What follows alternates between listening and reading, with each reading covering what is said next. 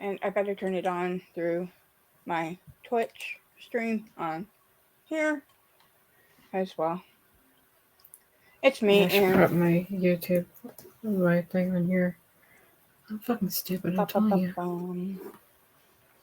I don't know how you deal with me not functioning, and we still need to talk about what happened. We never did that either. Yep. All Why is right. this acting so weird?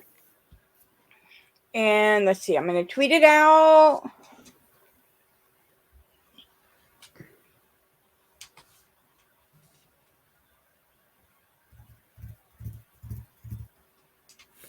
Make sure this is on mute. Hashtag. I didn't want hashtag. Hmm. And boy.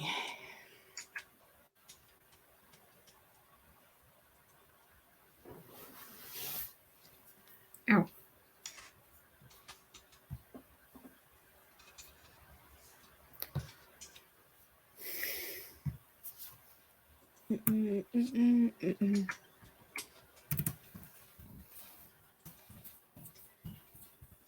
And pop culture,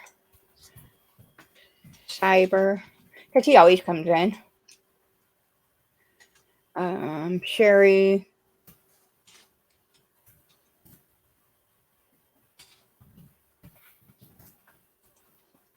Keep changing her name. It's still lovely, Sherry. Yeah, I got her finally. Here, Carmen.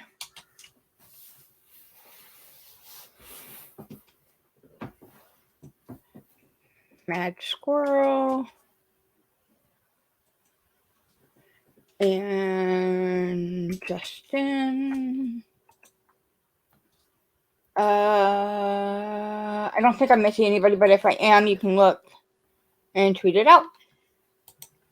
Did you tag me? Oopsie. I told you, I forget. Okay, so Karen, Billy, And I'm Jeannie. tagging you. Oh, come on. Let me tag Jenny. JT Music 94. Well, it was the computer was going slow. That's why. By Squirrel, Joseph Robert. Hola, Carmen. Hey, Carmen. She goes, I'm here. But she was on my Twitter feed.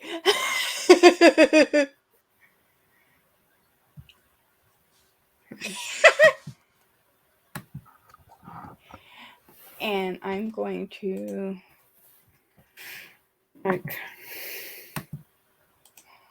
go into the right screen.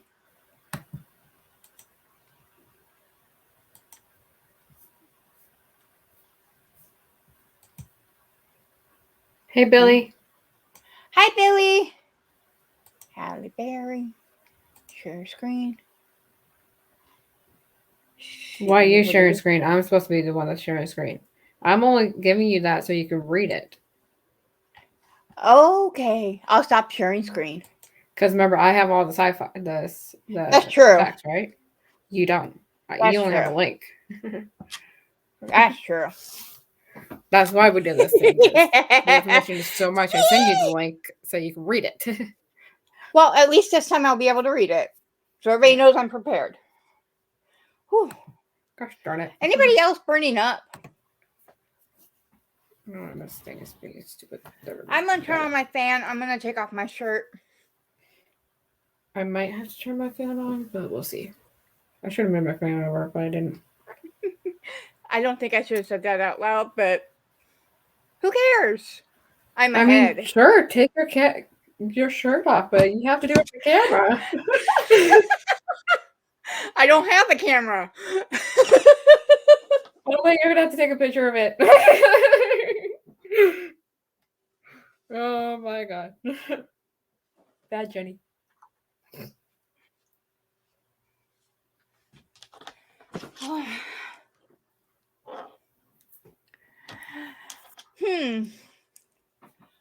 For some reason, Carmen, I'm burning up.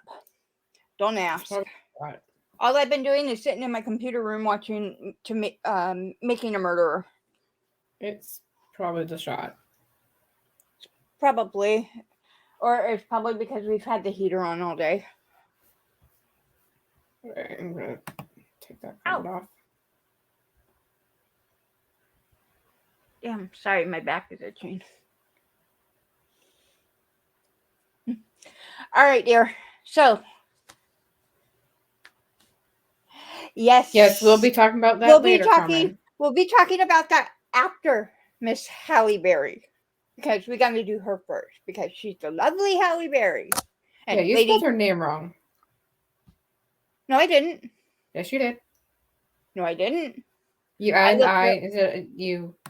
it's right.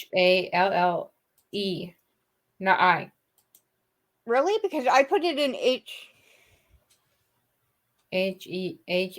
Hallie. No.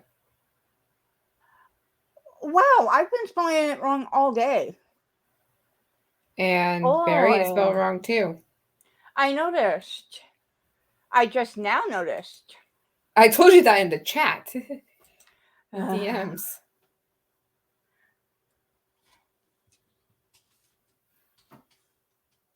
What you mean, Catwoman? Hallie Barrie. Maybe. I don't know. Why is this thing jumping? I don't know what the fuck this thing's doing. That better? I don't see anything yet. Yes. Yes, we do. Catwoman. Although Michelle Pfeiffer was Catwoman first. Sure. She was. Okay. Well, actually, there was a Catwoman in the Adam West Batman too. I just can't remember her name. So there's been a couple. Who was that? I don't recognize that name. Yes. Thank you. Welcome to Planet Q's Corner, where we talk everything from Hallie Barrie, Morgan Freeman, anybody and everybody. So Johnny Depp, Britney Spears, musicians. Welcome. All right. So let me pull up my screen. Yeah, basically shits and giggles. Yeah. All right, Jenny. Lately, it's been a lot of shits. Fuck, I don't even know what the fuck. You're gonna have to watch the comments for me since I'm gonna be reading. Yeah, I have it on my iPad. Awesome. I can't control the comments, but I can read them. Awesome. If that makes sense. Yeah, that does.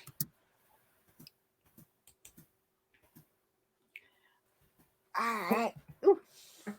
Sorry. There we go. Got it. Okay, so right, there we go. All right. There you go.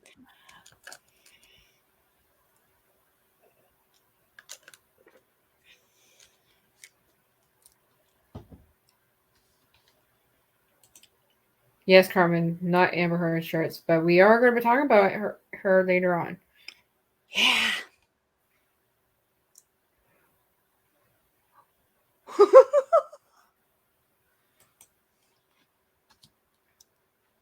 All right. When and where she was born. Born Maria Hallie Barrie, August 14, 1966, age 55, Cleveland, Ohio, U.S. Barrie was born Maria Hallie Barrie in Cleveland, Ohio on August 14, 1966, the daughter of Judith Ann Hawkins, a white English immigrant from Liverpool, and Jerome Jesse Barrie, an African-American man. Her name was legally changed to Hallie Maria Barrie at the age of 5. Her parents selected her middle name from Haley's department store, which was then a local landmark in Cleveland. Barrie's mother worked as a psychiatrist a psychiatric nurse, and her father worked in the same hospital as an attendant in the psychiatric ward. He later became a bus driver. They divorced when Barrie was 4 years old, and she and her older sister, Hallie Barrie Henderson, were raised exclusively by their mother. She had been estranged from her father since childhood, noting in 1992 sorry about that. Mhm. Noting in 1992 that she did not even know if he was still alive. Her father was abusive to her mother, and Barrie has recalled witnessing her mother being beaten daily, kicked downstairs, and hit in the head with a wine bottle. That's scary. Yeah. That is very scary. When you said psychiatrist, were you thinking about age again? Yeah. There's a comment here by that guy that we don't know, or that person that we don't know. I remember the whole campaign about back in the day was Halle Berry would get topless for the first time in a film. Huh? Yeah, back in, I think it was like 19, it was in the 90s, and there was a whole big deal about it. Because normally Well, she wouldn't do topless scenes. well, you know where I was in the 90s, so Yeah, I know. clearly I wasn't paying attention to nothing except for the fact that there was tubes everywhere. Hi, Hi. I said hi in the comments, but yay. Hi again. Adam. Billy. Hugs Hi, Billy. Billy. Hi, Carmen. Hugs Carmen. Hmm. Okay, next paragraph. All right. Barrie grew up in Oakwood, Ohio, and graduated from Bedford High School, where she was a cheerleader, honor student, editor of the school newspaper, and prom queen. She worked in the children's department at Higbee's department store. She then studied at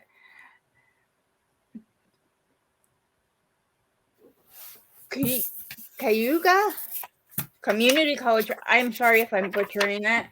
I In the kept the 19 signs. I'm sorry if I'm butchering it. I'm sorry. That's okay. I pull those signs up just be a butt. I know. In the 1980s, she entered several beauty contests, winning Miss Teen All American in 1985 and Miss Ohio USA in 1986.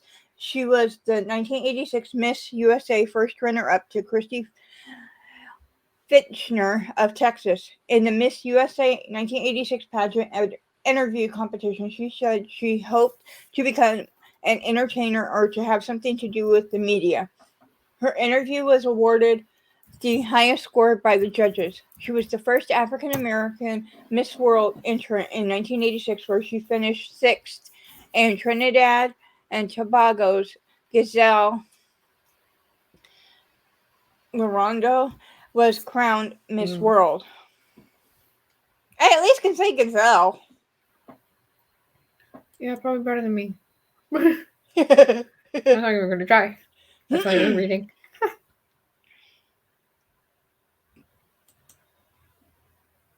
All right. Early work and breakthrough, 1989 to 1998. In 1989, Barrie moved to New York City to pursue her acting ambitions. During her early time there, she ran out of money and briefly lived in a homeless shelter and a YMCA. Her situation improved by the end of that year, and she was cast in the role of model Emily Franklin in a short lived ABC television series, Living Dolls, which was shot in New York and was a spinoff of the hit series Who's the Boss? I remember that show.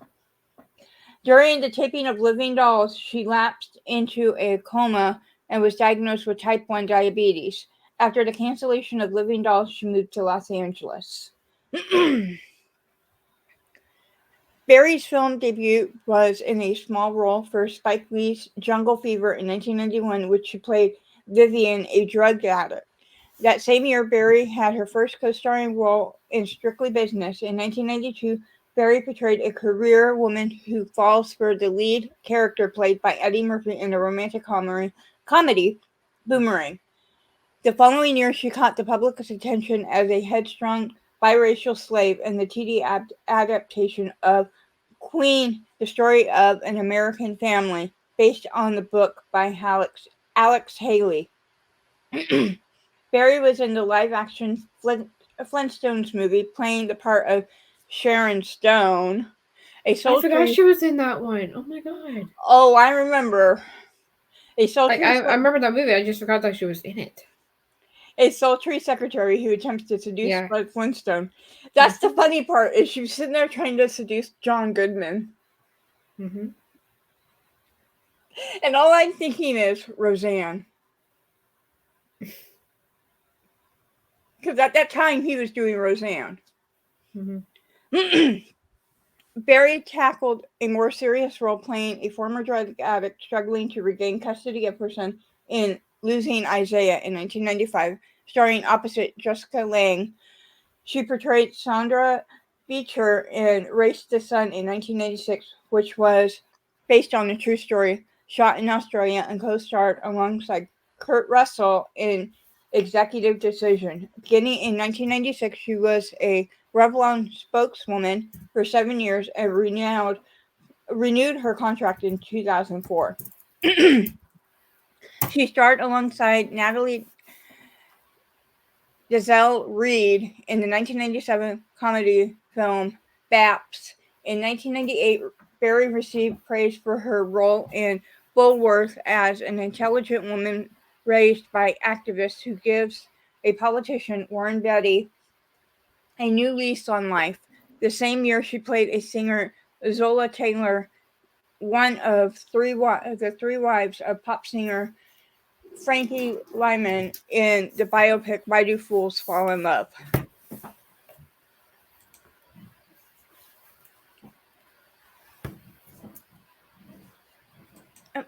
Oh.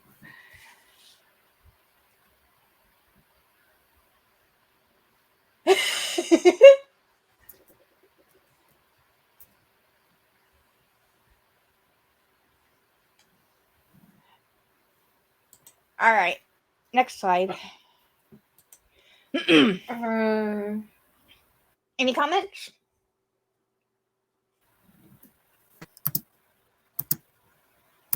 Not for me. Maybe in the chat.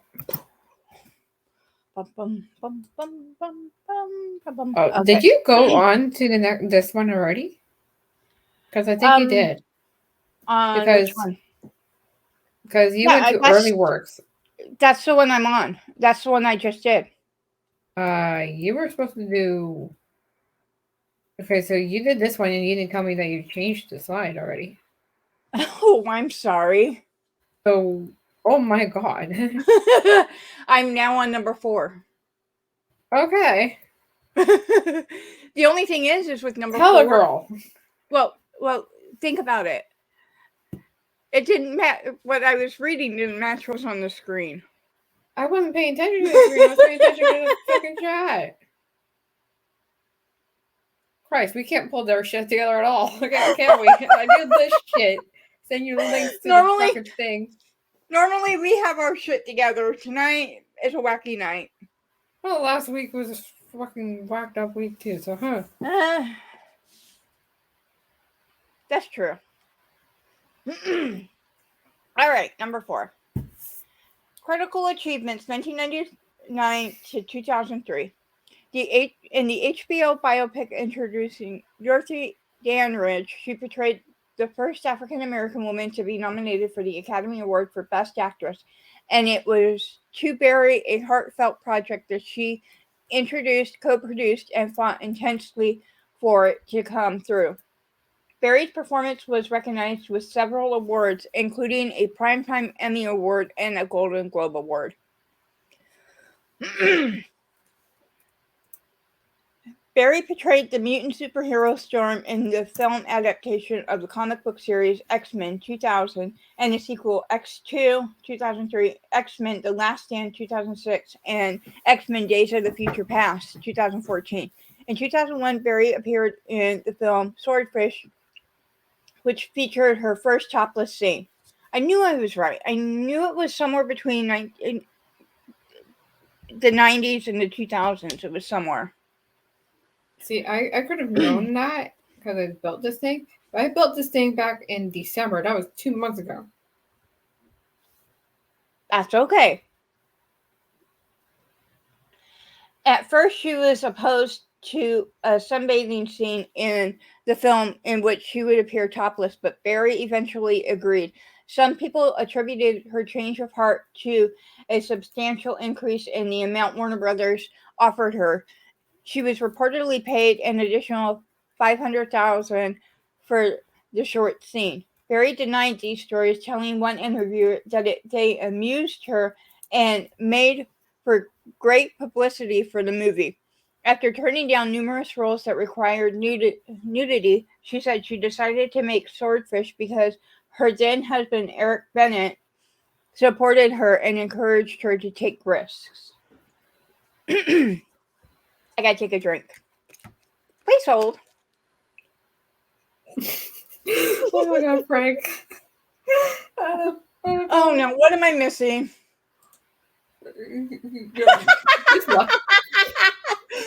I mean, I said boobs and then boobs, and then he's carrying on. Yes, but you're not reading me the chat, so I have no clue.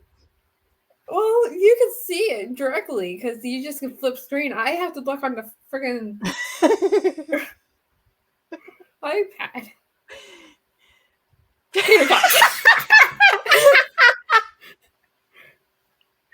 At least I'm not saying what I want to say. I'm being good. Penis, vagina, boobs. I think we got it all. The girls. Barrie appeared as Letitia Musgrove, the troubled wife of an executed murderer, Sean Combs, in the 2001 feature film Monsters Ball. Her performance was awarded the National Board of Review and the Screen Actors Guild Award for Best Actress. An interesting coincidence, she became the first African American woman to win the Academy Award for Best Actress. Earlier in her career, she portrayed Dorothy Dandridge, the first African American woman to be nominated for Best Actress, and who was born at the same hospital as Barrie in Cleveland, Ohio. The NAACP issued the statement, "Congratulations to Hallie Barrie and Denzel Washington for giving us hope and making us proud. If it is a sign that Hollywood is finally ready to give opportunity and judge performance based on skill and not the color of skin, then it is a good thing."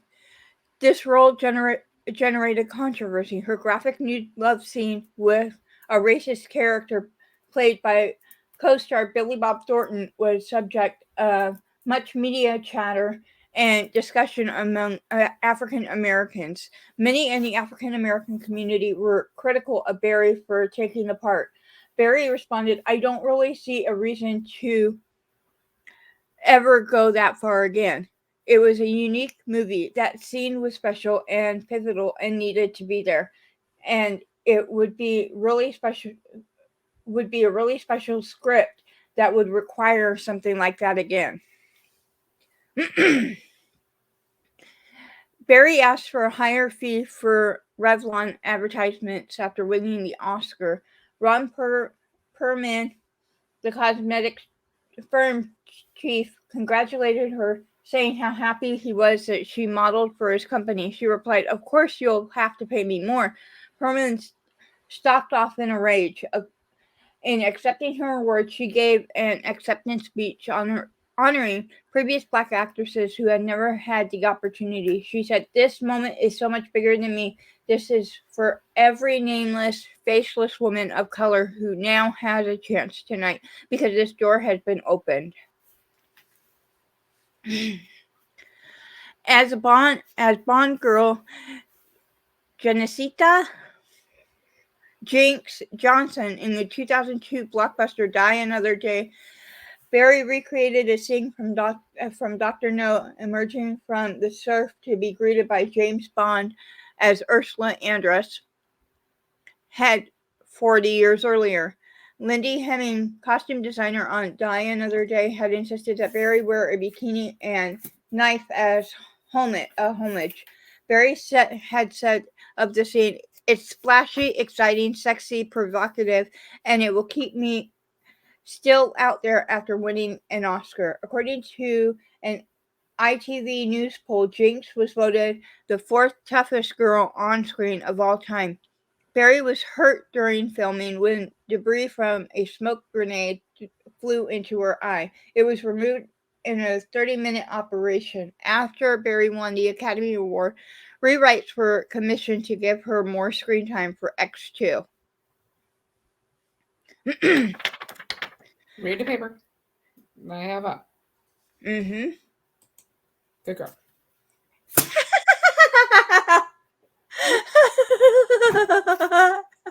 Guys are quoting songs.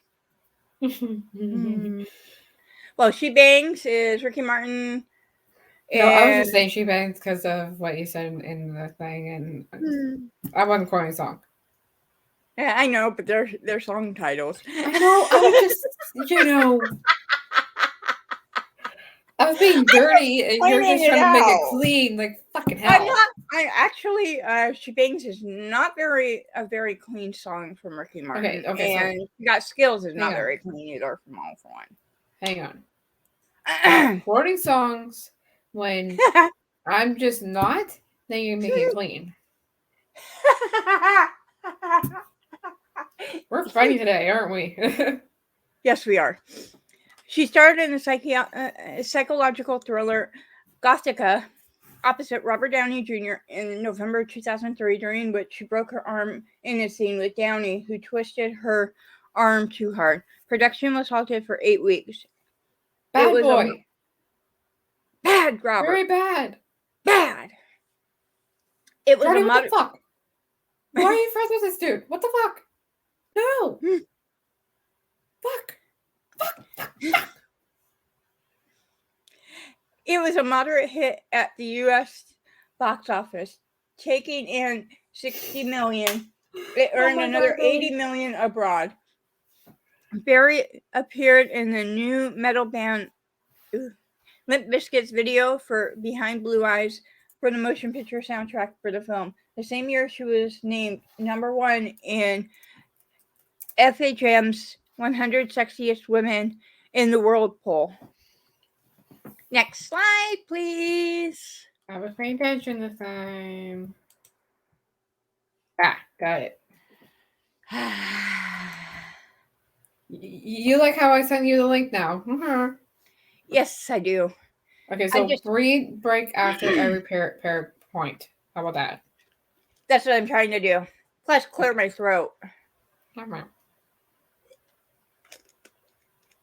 I remember to take a drink. What do you mean, Adam? Circle of Death on Twitch. Hey, at least I'm having fun.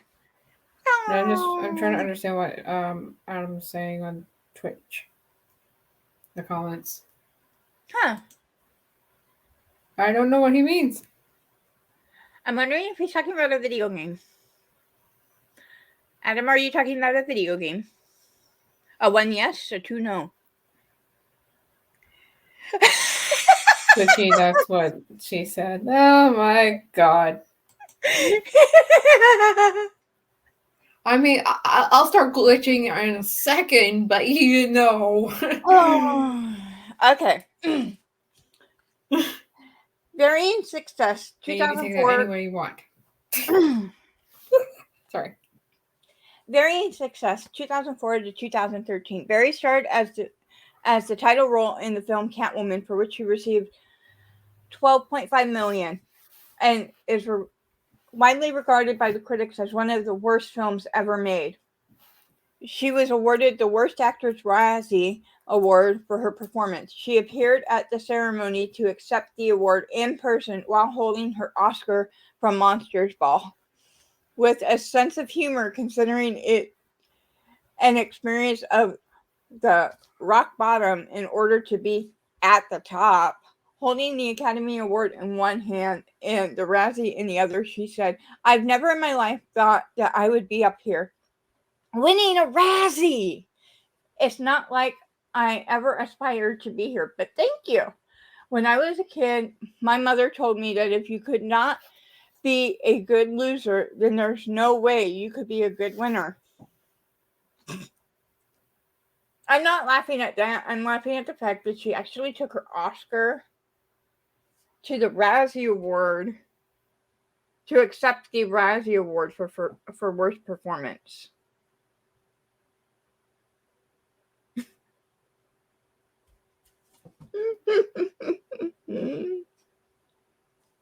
Uh-oh. Did I lose everybody? I'm here. Oh, okay. Where are you? Which part are you in? Her next film appearance was in the Oprah Winfrey produced ABC television movie Their Eyes Were Watching God, 2005, an adaptation of Zora Neale Hurston's novel, with Barrie portraying a free-spirited woman whose unconventional sexual mores upset her 1920s contemporaries in a small community. She received her second Primetime Emmy Award nomination for her role. Also in 2005, she served as an executive producer in Lackawanna Blues and landed her voice for the character of Cappy, one of the many mechanical beings in the animated feature Robots.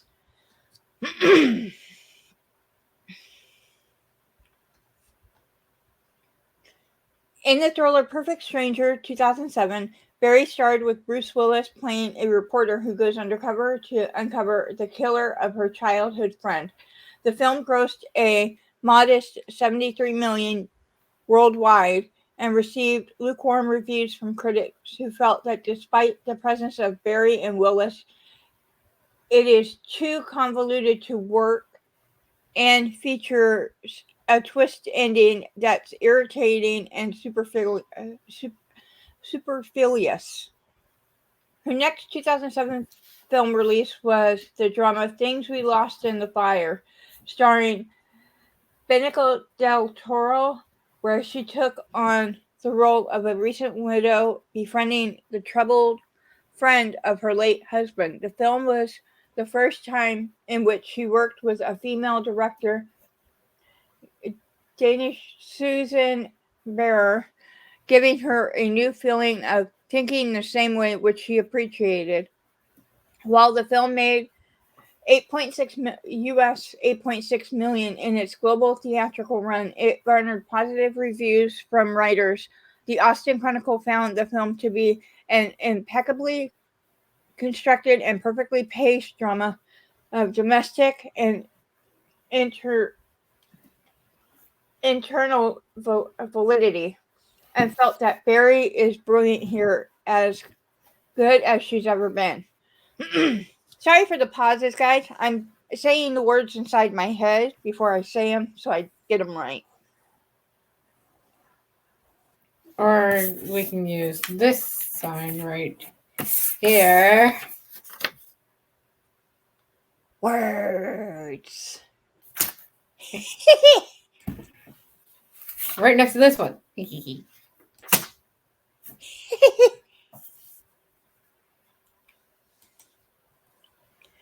In April 2007, Barrie was awarded a star on the Hollywood Walk of Fame in front of the Kodak Theater at 6801 Hollywood Boulevard for her contributions to the film industry.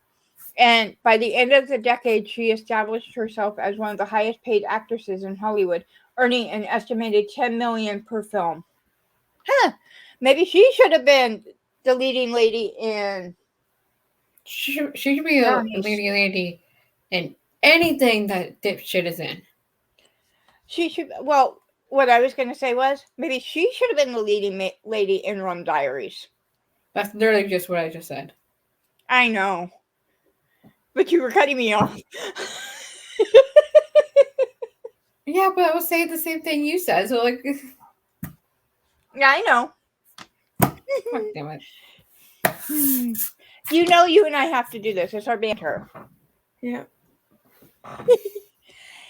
In the independent drama Frankie and Alice, 2010, Barrie played the leading role of a young multicultural African woman with a dissociative identity disorder struggling against her altered personality to retain her true self.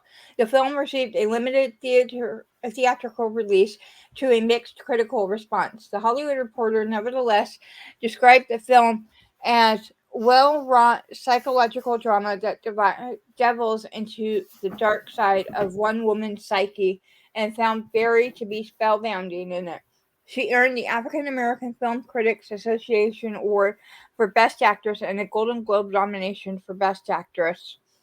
Motion Picture Drama. She next made part of a large ensemble cast in Gary Marshall's romantic comedy New Year's Eve 2011 with Michelle Pfeiffer, Jessica Biel, Robert De Niro, Josh Duhamel, Zac Efron, Sarah Jessica Parker, and Sofia Oh no, not that Vergara, loser. among many others. In the film, she took on the supporting role of a nurse befriending a man in the final stages.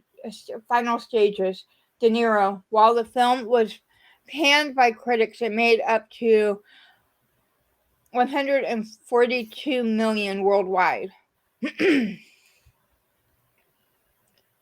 In 1992, Barrie starred as an expert driver tutor alongside then husband Oliver Martinez in the little-seen thriller Dark Tide and led an ensemble cast opposite Tom Hanks and Jim Broadbent in the Wachowskis' epic science fiction film Cloud Atlas 2012, with each of the actors playing 6 different characters across a period of 5 centuries.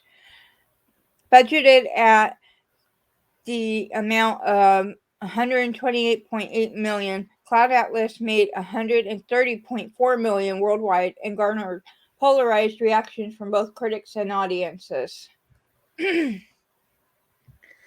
Barrie appeared in a segment of independent anthology comedy movies, which the Chicago Sun-Times called the Citizen Kane of Awful. Barrie found greater success with her next performance as a 9/11 operator receiving a call from a girl kidnapped by a serial killer in the crime thriller The Call.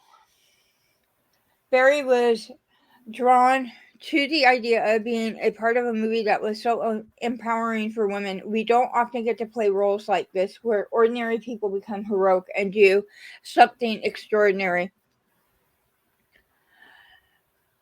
Malua Dargis of the New York Times found the film to be an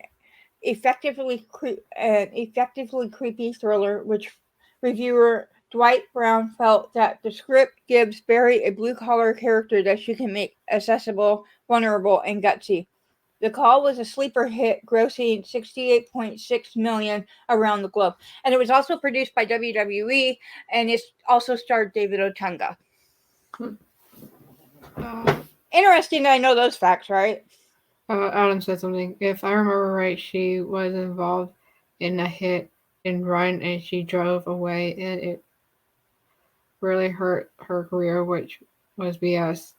It was after the diabetes and she was having issues to or lower high blood sugar. I don't remember though. Yeah. It did happen. According to what it happened. Yep. Slide 6, please. Right. Oh. Ooh.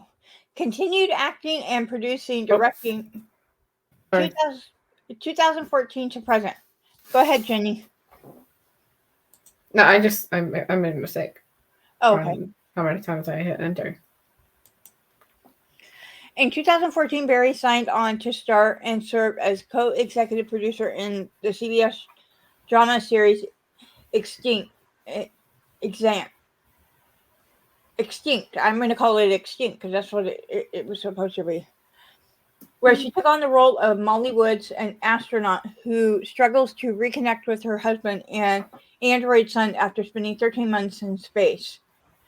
The show ran for 2 seasons until 2015, receiving largely positive reviews from critics. USA Today remarked, "She, Hallie Barrie, brings the dignity and gravity to Molly, a projected intelligence that allows you to buy her as an astronaut and to see what has happened to her as frightening rather than ridiculous. Barry Barry's all in and you float along." Also in 2014, Barry launched a new production company, 606 Films, with producing partner Elaine Goldsmith Thomas. It is named after the anti-paparazzi bill SB 606 that the actress pushed for and which was signed into law by California Governor Jerry Brown in the fall of 2013. The new company merged as part of a deal for Barrie to work in Extant. In the stand-up comedy concert film Kevin Hart, What Now, 2016, Barrie appears as herself opposite Kevin Hart attending a poker game event that goes horribly wrong. Kidnap, an abduction thriller Barrie filmed in 2014, was released in 2017. In the film, she starred as a diner waitress, tailing a vehicle when her son is kidnapped by its occupants. Kidnap grossed 34 million US and garnered mixed reviews from writers who felt that it stays into poorly scripted exploitation too often to take advantage of its public premise or the still impressive talents of Barrie.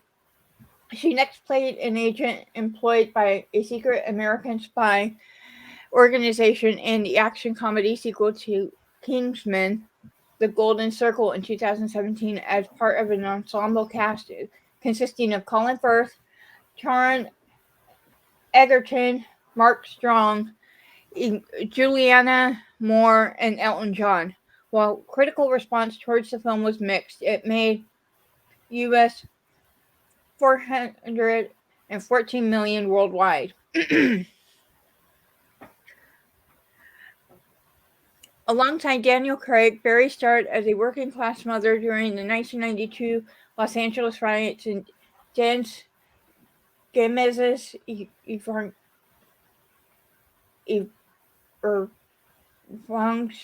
drama Kings 2017. The film found a limited theatrical release following its initial screening at the Toronto International Film Festival, and as part of an overall lukewarm reception, Variety noted, "It should be said that Barrie has given some of the best and worst performances of the past quarter century, but this is perhaps the only one that swings to both extremes in the same movie." She played Sophia, an assassin, in the film John Wick Chapter 3, Parablum, which was released on May 17, 2019 by Lionsgate. In 2017, she provided uncredited vocals to the song Calling All My Lovelies by Bruno Mars from his third studio album, 24K Magic. Barrie competed against James Corden in the first rap battle on the first episode of TBS's Drop the Mic, originally aired on October 24, 2017. She is, as of February 2019, executive producer of the BET television series Boomerang, based on the film which she starred. The series premiered February 12, 2019. Barrie made her directorial debut in the feature Bruised, in which she plays a disgraced MMA fighter named Jackie Justice who reconnects with her estranged son. The film premiered at the Toronto Film Festival in September 2020 and will be released on Netflix Netflix in November 2021. Barrie received a positive review from Deadline for her performance. Can I just say something quickly? Uh-huh. Ontario has gone to hell. Okay. can I explain why? Yes. Okay, so you know of the trucker convoy, right? Right. The Freedom Convoy, all that shit. Mm-hmm. So, according to the Canadian government, if you're a part of that now, they're gonna freeze your bank account. Yeah, I was reading that. Oh, and if you're part of that, oh, you get your way now because we're taking the vaccine passport. Oh, great. Like, what? Oh, you still have to be vaccinated to go travel, but no, you get to go to do everything else now because Mm-hmm. the vaccine passport is taken out because you're gonna get your way because you're a spoiled brat.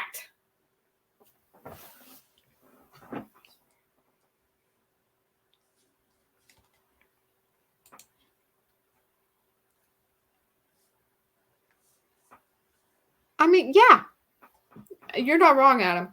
And um, there's a lot more shit. In Toronto, Mm-hmm. if you're not paying attention, in Windsor and Ottawa, all three, people were flying Nazi flags and Yeah, Trump support flags. I noticed that because I was watching a news report on that. Yeah. Like, what the fuck? They have Like, nothing. That has nothing to do with what they're talking about. people think that Justin Yeah. Trudeau's the Nazi. Like, it's Canada has gone to hell. Yep. You might want to switch your slide.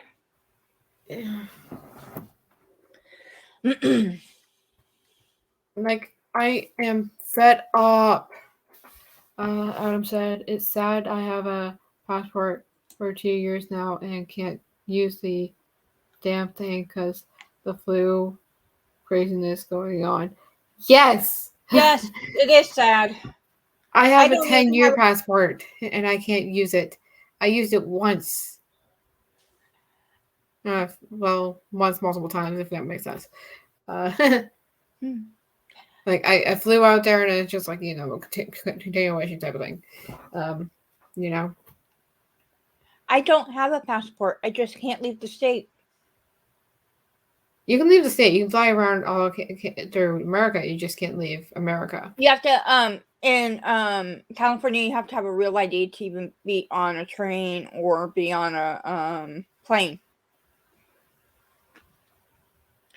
Okay, so do you have like a I have ID card? I have a regular ID card. I don't have the real ID card yet because regular ID card is a real ID card. No, they have a special ID card now that in California that they want you to have. That's weird. Yeah. And I'm like, oh, okay, well, I guess I could walk where I want to go if I want to go to a different state. You might want to double check that though, because sometimes you get information confused. I will, but I think I'm right because they were talking about it over in on the news and stuff like that here in California. Up here in Sacramento. Because they signed it into law that if you have there's two different kinds of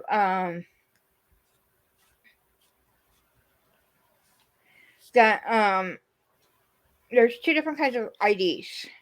There's the regular state ID and regular state driver's license, and then there's the real ID that will let you get into onto a plane and stuff like that. It's really weird. Read Adam's comments.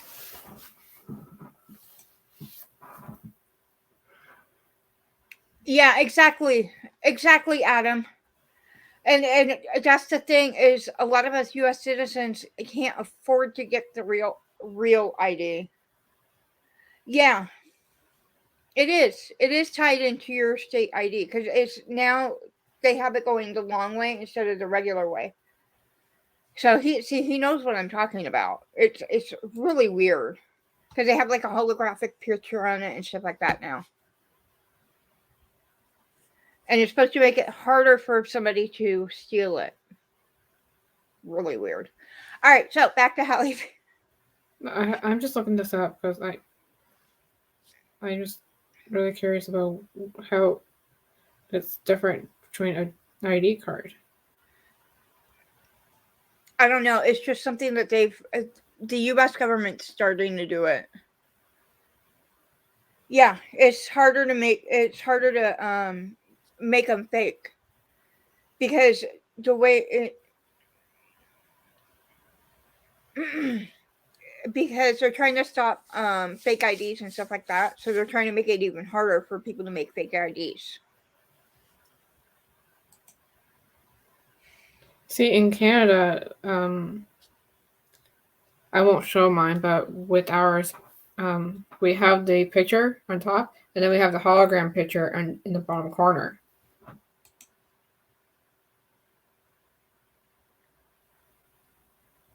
Yeah, exactly. Exactly, Adam. And it's so crazy. It's so freaking crazy. They are under a different set of rules than what we are. We have to, this is the thing, we have to establish that we're working and stuff like that just to get government assistance. They don't. Yeah, it's so messed up. And it's so messed up. Luckily, I have the ability to do both because of what I do. Yeah, I know. And because I have so much fucking IDs. Yeah. It's insane. All right, so let's get done with Hallie because we're almost done. We're on slide 7 of 8. Mm-hmm. Media image. Barrie was ranked #1 on People's Magazine's 50 most beautiful people in the world list in 2003 after making the top 10 7 times and appeared #1 on FHM's 100 Sexiest Women in the World the same year. She was named Esquire Magazine's Sexiest Woman Alive in October 2008, about which she stated, "I don't know exactly what it means, but being 42 and having just had a baby, I think I'll take it." Men's Health ranked her at number 35 on their 100 hottest women of all time list. In 2009, she was voted number 23 on Empire's 100 sexiest film stars. The same year, rapper Hurricane Chris released a song entitled Hallie Barrie, She's Fine, extolling Barrie's beauty and sex appeal. At the age of 42 in 2008, she was named the sexiest black woman by Access Hollywood's TV One Access survey. Born to an African American father and a white mother, Barrie stated that her biracial background was painful and confusing when she was a young woman, and she made the decision early on to identify as a black woman because she knew that was how she would be perceived.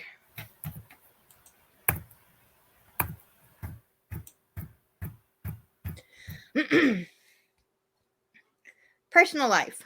Barrie dated Chicago dentist John Rowan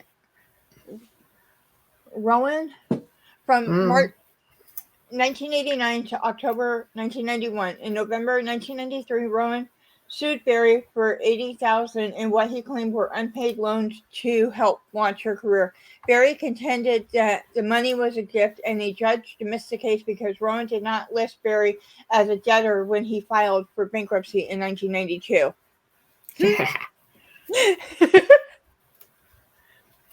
I'm sorry for laughing. I'm laughing anyways because he done goofed.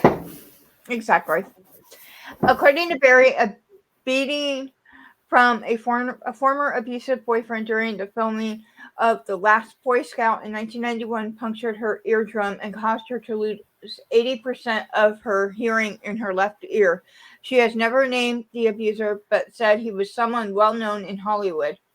In 2004, her former boyfriend Christopher Williams accused Wesley Snipes of being responsible for the incident, saying, "I'm so tired of people thinking I'm the guy who did it. Wesley Snipes busted her eardrum, not me." Wow. Hmm. Very first saw baseball player David Justice on TV playing in an MTV celebrity baseball game in February 1992, when a reporter from Justice's hometown of Cincinnati told her that Justice was a fan. Barrie gave her phone number to the reporter to give to Justice. Barrie married Justice shortly after midnight on January 1st, 1993. Following their separation in February 1986, Barrie stated publicly that she was so depressed that she considered taking her own life.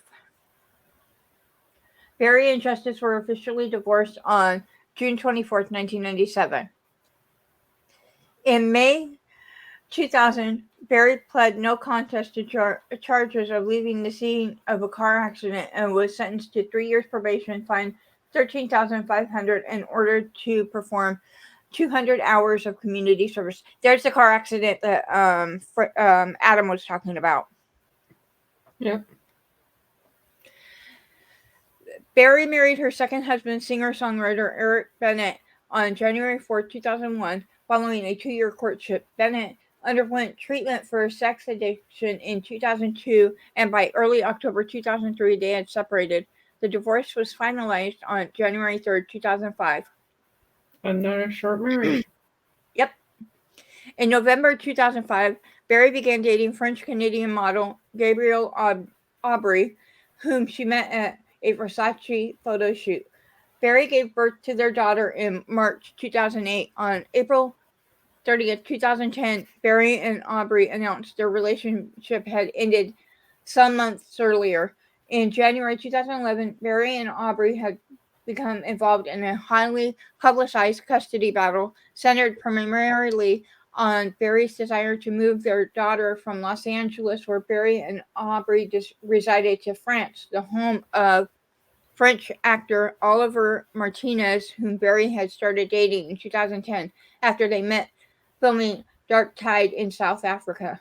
Aubry objected to the move on the grounds that it would interfere with their joint custody agreement. In November 2002, a judge denied Barrie's request to move the couple's daughter to France in light of Aubry's objections. Less than 2 weeks later, on November 22nd, 2012, Aubry and Martinez were both treated at a hospital for injuries after engaging in a physical altercation at Barrie's residence. Martinez performed a citizen's arrest on Aubry, and because it was considered a domestic violence incident, was granted a temporary emergency protective order preventing Aubry from coming within 100 yards of Barrie, Martinez, and the child with whom he shares custody with Barrie until November 29th, 2012. In turn, Aubry obtained a temporary restraining order against Martinez on November 26, 2012, asserting that the fight began when Martinez threatened to kill Aubry if he did not allow the couple to move to France. Leaked court documents.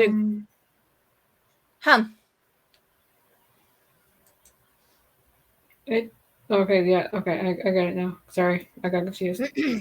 Never mind. Leaked court documents included photos showing significant injuries to Aubry's face, which were widely displayed in the media. On November 29, 2012, Barrie's lawyer announced that Barrie and Aubry had reached an amicable custody agreement in court. In June 2014, a Superior Court ruling called for Barrie to pay Aubry $16,000 a month in child support and around $200,000 a year, as well as retroactive payment of $115,000 and a sum of $300,000 for Aubry's attorney fees. Barrie and Martinez confirmed their engagement in March 2012 and married in France July 13th, 2013. In October 2013, Barrie gave birth to their son. In 2015, after 2 years of marriage, the couple announced they were divorcing. The divorce was reported to have been finalized in December 2016. However, as of November 2020, the case is still ongoing. Barrie That's a long started, divorce.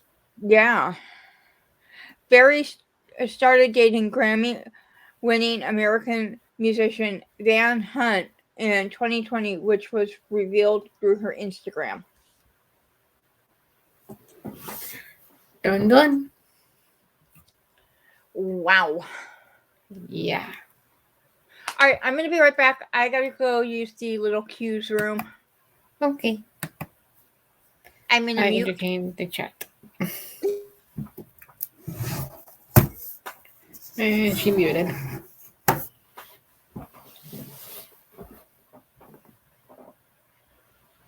So what's going on, chat? What's going on?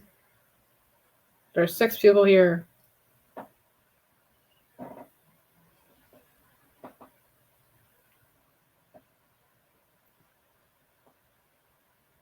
One of them is me. One's probably Shalana. One's Adam. Who else is in the chat? Who else is watching?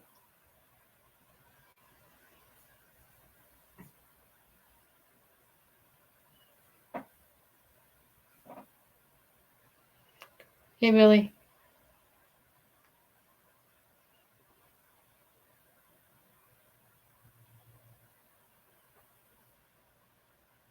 Oh, she muted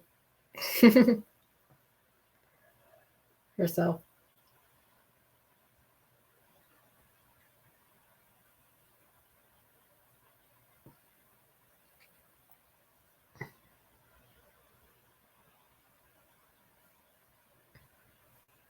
Of course he didn't. Like, ew. Why wouldn't he? Ugh.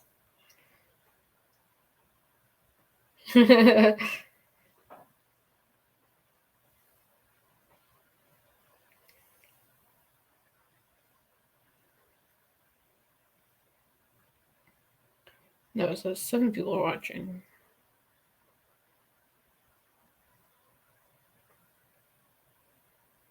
Oh my god. He would be the type to do it, though.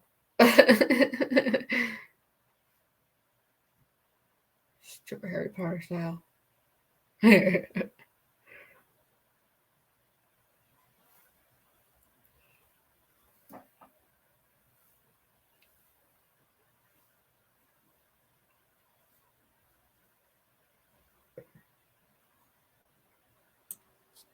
I'm back.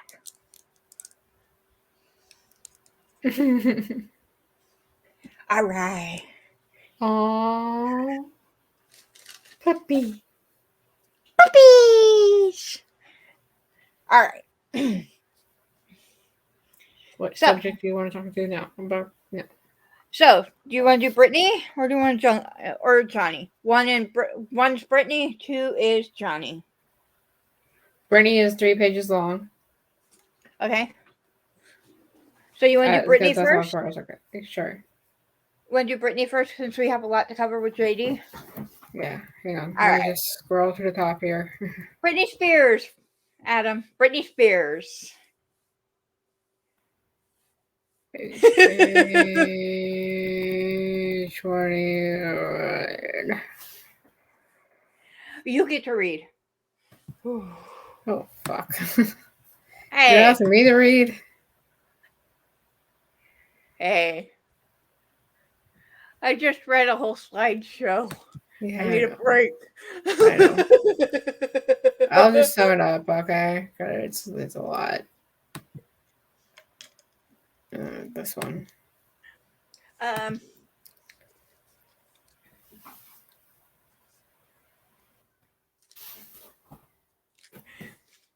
We know you're joking. Mm-hmm. Yes. Now, this is her lawyer, Mr. Rosengart. naming all the things that King Jamie Spinoza's Rosengart. dad did was illegal. King Rosengart. Like, excuse me while I dance and go, yeah, we knew all this shit and more. Why aren't you Yeah. naming them more, Mr. Rosengart? Hey, he's having fun doing it. You know this. Right, no. I mean, he's going to do it in the legal case, though. You know he will. He's going to be like, so you were drugging her? You made her work on 104 fever? You didn't allow her kids to see her. Come on. Mm-mm. You beat her kid up? I mean, The kid has a restraining order against him mm-hmm. for a reason. Yep. Let me just see what the chat's saying. It's Brittany bitch, and Billie Jean is also laughing. Oh, and recorded her illegally. Cloned her phone illegally. And welcome to Q's Corner. You just missed Hallie Barrie, so now we're getting into some legal stuff with Britney Spears and Johnny Depp.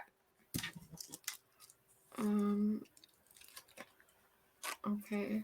I don't know what he's doing there, but okay. I'm just gonna skim through all this because it's a lot. Okay. Oh, and he illegally read her therapy notes. Mm-hmm.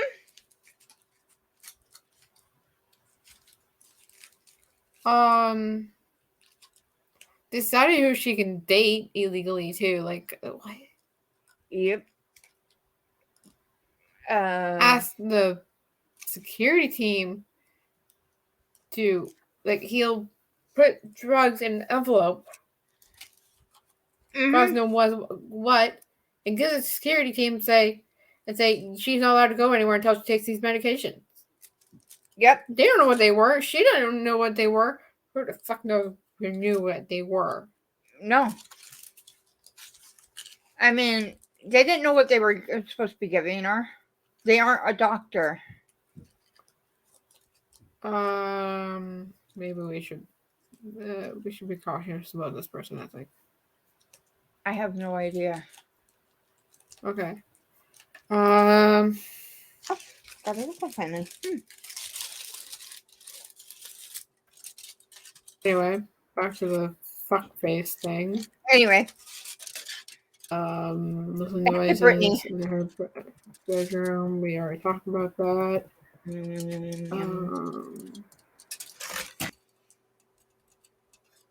I'm just scrolling. I'm just scanning this, trying to pick out the important murdering of the phones. We talked about that. Yep. Devices in the bedroom. Mm-hmm. He's just asking for like copies of what was said in the, recorded, because he wants to know what the fuck, you know. And Brittany has a right to listen to that too. Like FBI was involved in all this and said that this happened. Like, it's fucked. Yeah.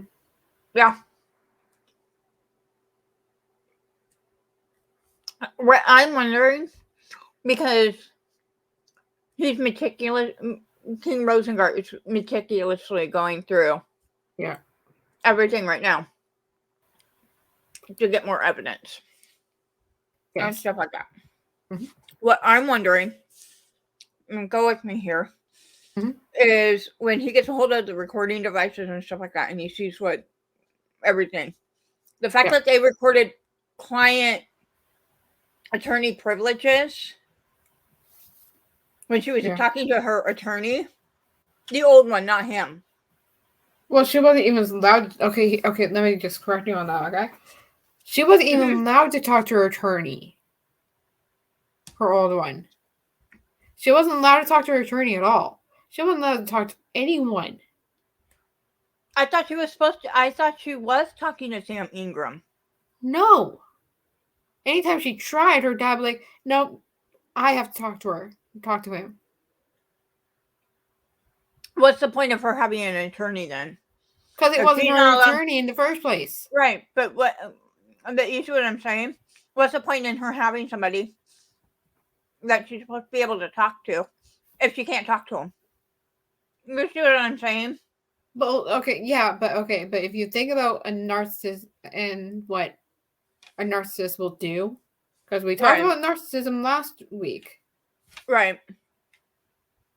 just copy and paste it into Jamie Spears Exactly. and Lou Taylor and all those, and then you get what Yeah, I'm I got saying. some words about her.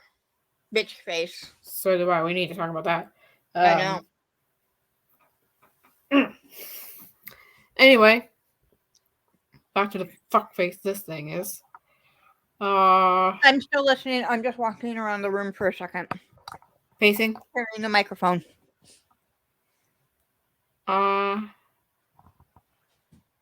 He's asking for more time to view all this shit. That's fine.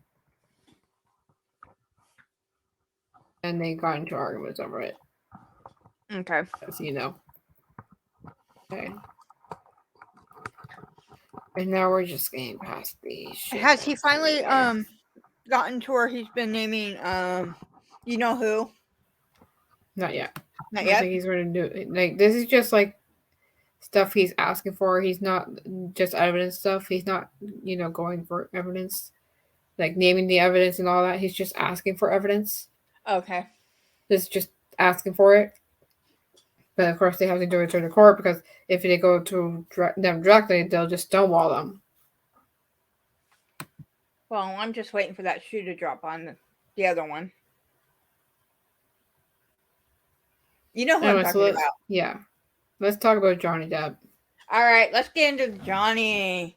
Okay, so guys, I've been doing some research on his attorney because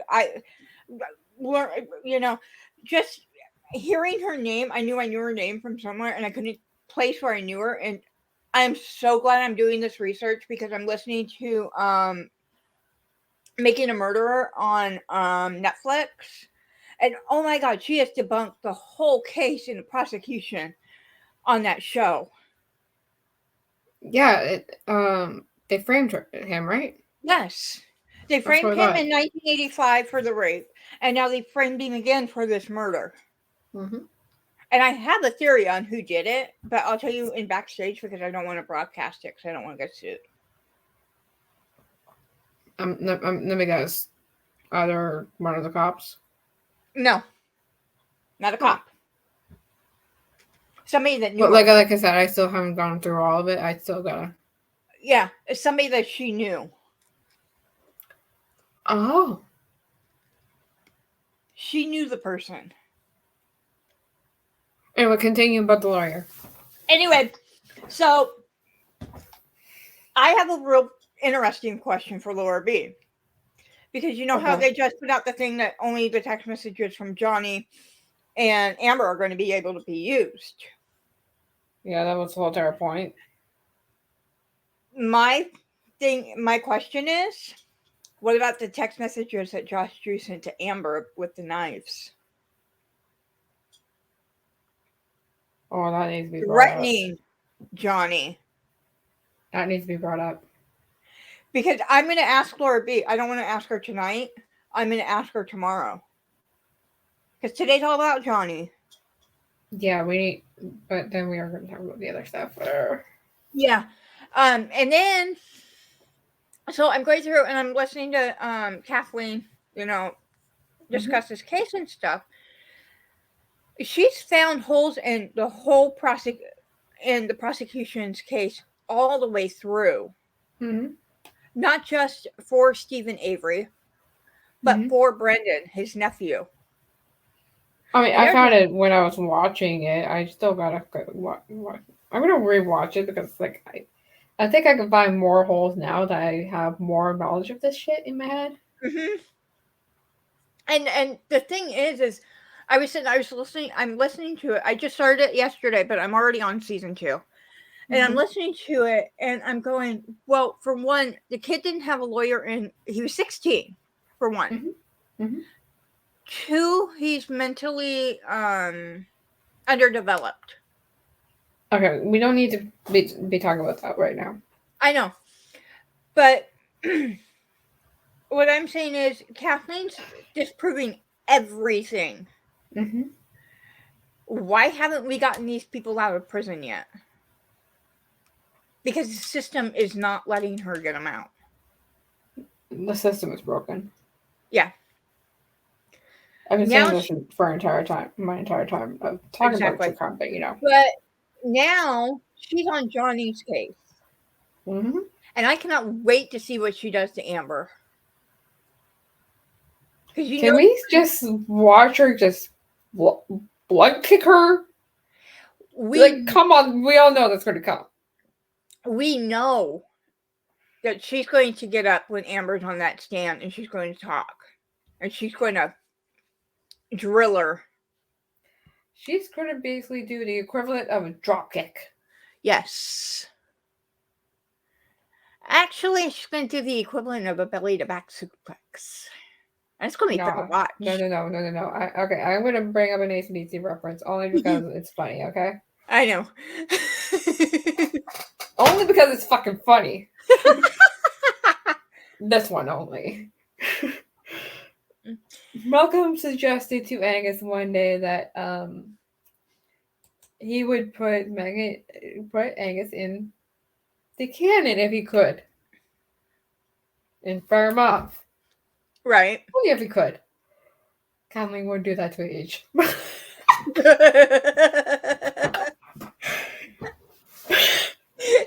Oh, giant. Like no dead body, a live body. That was another thing I was when I was listening to Making a Murderer. Yeah. Some of the stuff didn't make sense when the prosecution was talking and stuff like that. Some of the stuff didn't when you first listen to that case, it doesn't make sense. Mm-hmm.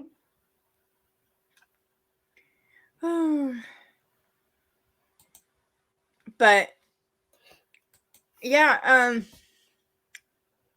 just looking into her, and from what I'm understanding from reading her Wikipedia page and stuff like that and reading up on her, she doesn't lose. She always wins.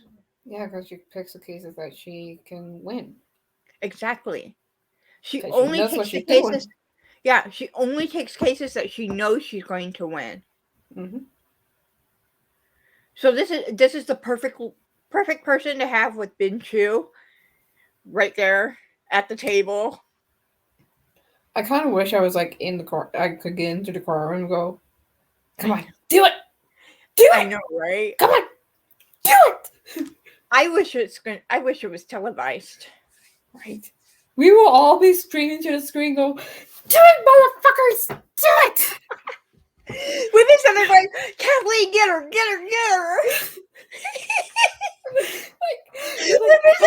Come on. Eating her popcorn and cheering her on and everything else. Yeah. Grabbing her trays and go, "Come on! Like it'll be like the most epic thing. It was like I was watching sports. And you know it. It'd be like me watching WrestleMania. It would be like at every concert I ever went to. Exactly.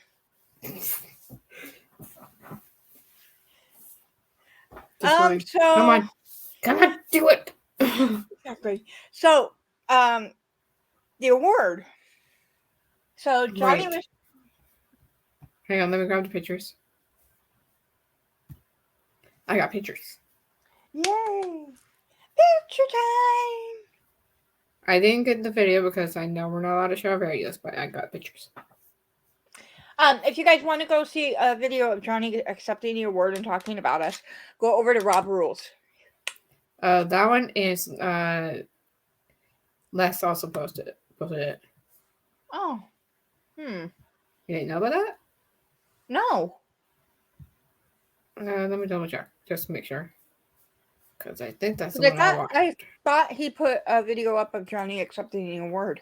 Oh, he did. I'm saying he and Les also did it. Yeah.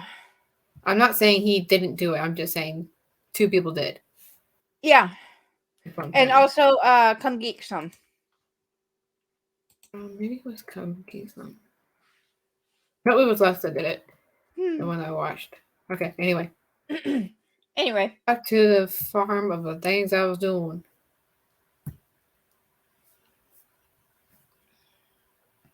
he looks healthy. Yes, he does. And can I say something about this picture? Yes. He literally was holding that thing and going, "Can you hear it?" Really to the mic too. How much weed were you smoking, Johnny? And he did it twice, and he's like, "Okay, I'm done." And then he did this whole entire speech, and he's like, "I'm starting a new life, and I'm grateful for it, and I'm happy for it. I can't wait for it to continue on like that." And then he's like, "No, I'm scared." And he's like, "No, I'm kidding." I was like, "You're scaring us when you say this, dude. Because you said it once and we didn't believe you. Now we're starting to believe you, and it's scaring us." Oh no, I believed him the first time he said it.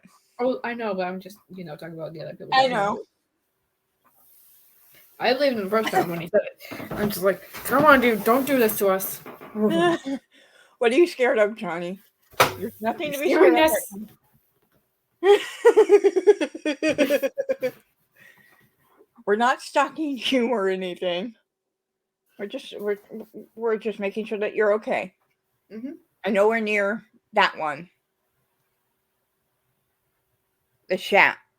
You Mm-hmm. shot the bed. Mm-hmm. See, I can come up with names for her.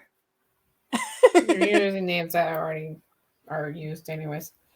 Yeah, I Anyway, know. picture. Anyway, he got his medal today from Serbia, the government over there. They gave him the merit Fact. of I can't remember what the merit was. Um.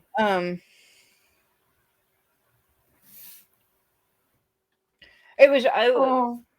it was a merit from Serbia that he got, and it's one of the high ranking awards that you can get.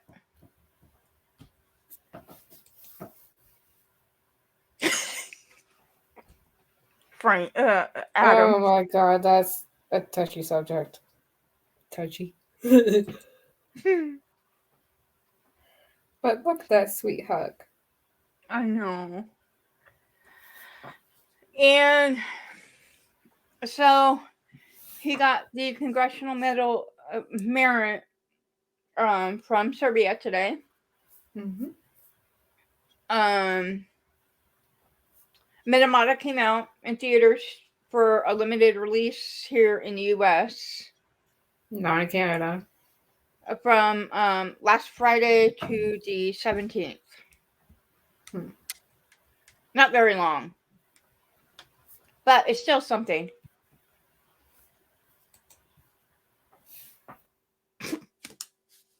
And then you get, okay. I go on my rant now. Yes. Okay. Please do. Okay. Let me just screenshot my rant. You guys are going to hear me rant. Yay! Ginny rant. I went on it on Twitter. I know you did. And I corrected you because you thought it was funny. And I'm like, no, that ain't funny. No, I didn't. It wasn't you that I was laughing at. I was something totally different. No. You were laughing at that tweet saying it was funny. And I was like, that ain't funny. What tweet was I laughing at? The person that said, "Oh, this is funny." No, that's not what I was laughing at. I didn't mean to press that tweet. Right. I didn't mean what I was doing was I was retweeting that tweet that said that this isn't funny with that tweet in it. You see what I'm saying? I wasn't retweeting that. I was like, oh my God, this is just fucking bullshit. You knew what I knew what I was doing. I didn't retweet that. No. Right. I would never do that. Anyway, so Miss Abuser is going to be playing a therapist who claims that they can fix autism.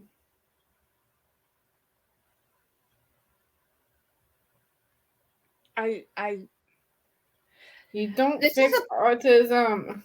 this is a problem. Because how many people are going to see this damn fucking thing and think that this can happen? It can't. It And can't. it's the wrong time period too. When they're doing this time period of this movie, Mm-hmm. autism wasn't even a diagnosis back then. No. Like, it's so much misinformation. It's so fucked up. I don't even understand how her counterclaim's even going to stand up in court. It can't. And Because it this shows, only right? against Adam at this point. She can't use any of the other part of the counterclaim because that was already thrown out. It's only Exactly. against Adam now. Because this shows right here that she's getting work. Yep. So that counterclaim is gone. But she's getting work on people that did Support Johnny. Yeah. And it's fucked up. Did this. What in the fuck are you people doing?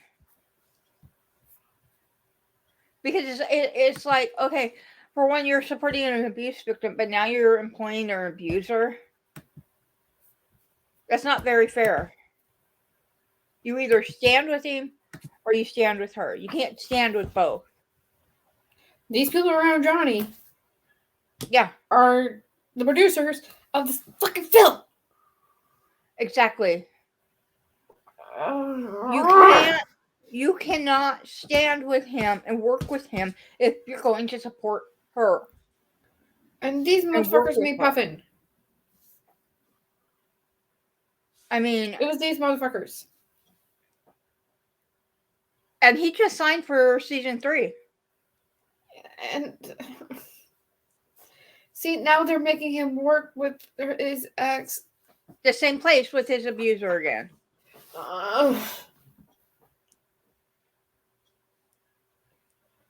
This is why I tweeted what I tweeted, because I'm so fucking done with Hollywood. Exactly. It's like Hollywood doesn't want to listen.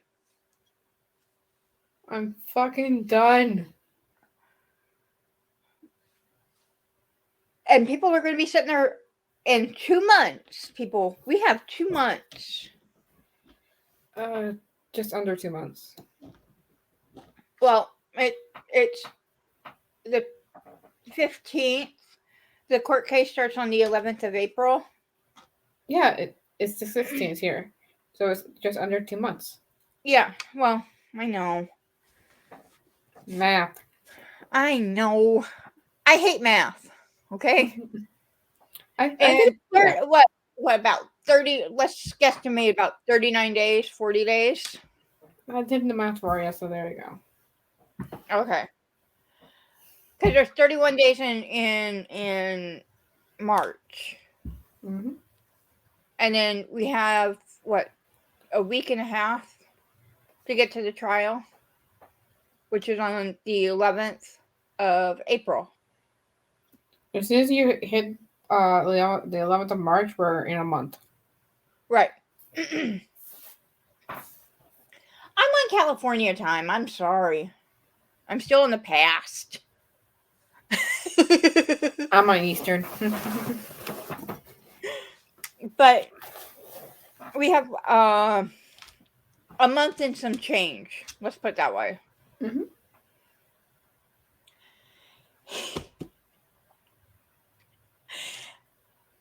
We're going to start deviling into this even more. When we start deviling, oh my God. I'm trying not to laugh. I'm laughing because it's fucking hilarious. I love it. I'm trying not to look at chat because I don't want to. I want to keep my train of thought. You know. When we start going into the trial and stuff like that, and we're starting to look at the documents and stuff, it's going to be a lot of fun because we got to go through everything she said back in 2016 everything he said, which hasn't Mhm. deviated at all, plus her witnesses Mhm. and his witnesses. And Christine was there a couple times. Yep.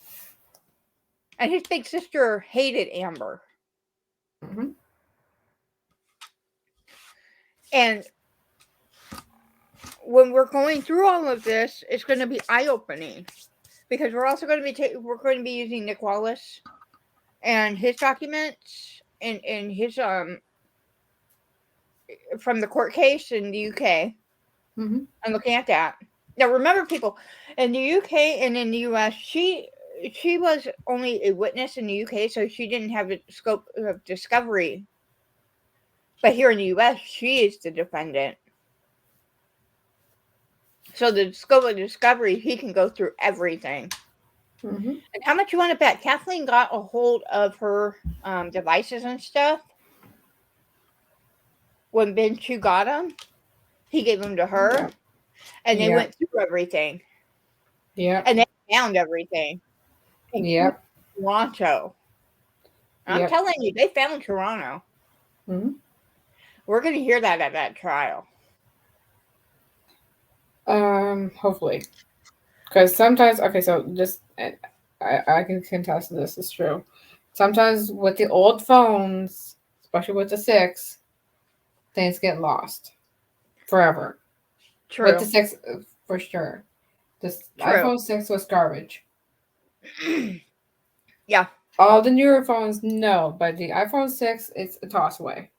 So some things do get lost officially forever, unfortunately. But, I mean, guys, we're getting to the make or break point of this case. And this is all going to be fun when this all happens. Mm-hmm. Because we're all going to be sitting on pins and needles every day. When we're streaming, we're going to be streaming up against everybody. Yep. Because we know Stevie's going to be streaming, Les is going to be streaming, Soups is going to be streaming, Zod, probably. Rob's going to be streaming, Zod, and then you got me. I'm over here on Twitch. I'm all alone. Mm-hmm. And who knows where I'll be. I have no idea. I have no idea. I know I'm going to be in Vegas in June. Well, I know you're my co-host. Well, at least I can be a co-host in Vegas. Yeah, that's true. That's for certain.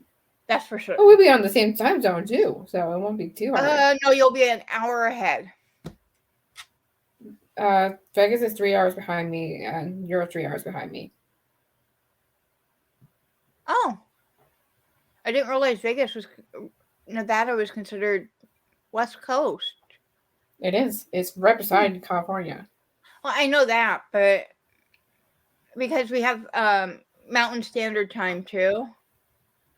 That's why. Nope, that's West Coast time. Awesome. So we'll be on at the same time every night, Yeah. every day together. So Mhm. that'll be perfect. And also, we're going to be going up against like Kip Boga, Pierogi, Trilogy Media. I mean, we're going to be going up against big streamers. Anyways, can we talk about my tweet for a second? Yes.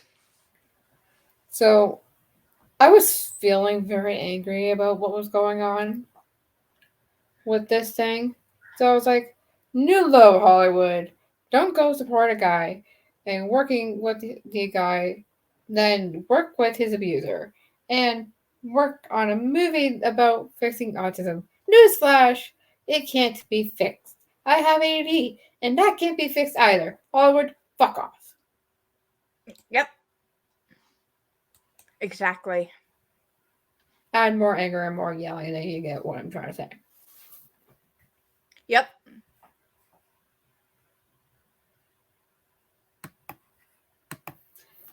I was Ooh. pissed. Whoa. And I still am. What? Remember when Elaine accidentally revealed her Twitter spy in court docs and it turned out to be her own daughter Yeah. and then tried to get JD to pay Yeah. 1,100 as well as a further 21K in fees for the 4 hours her daughter spent taking screenshots of tweets? Yep, that really did happen. Yeah, I know. I know. I saw those tweets before and I saw that, all that. Yep. Yep. Oh, Jenny, you haven't said Mm. your fun stuff in chat tonight. Yeah, I did. I was beginning to chat. No. Your F stuff. Oh, right. That fun stuff. Well, I was busy.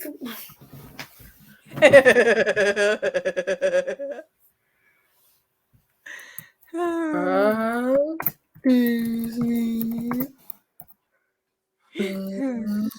WB and Hollywood. All right, switching avatar pictures because we are talking about him. And then there's this motherfucker thing too. Yes. Hang on. You'll see what I'm talking about in a second. And W, yes. CW, yes. The CW sucks. They've said that they want to do a Seventh Heaven reboot, but they don't want to include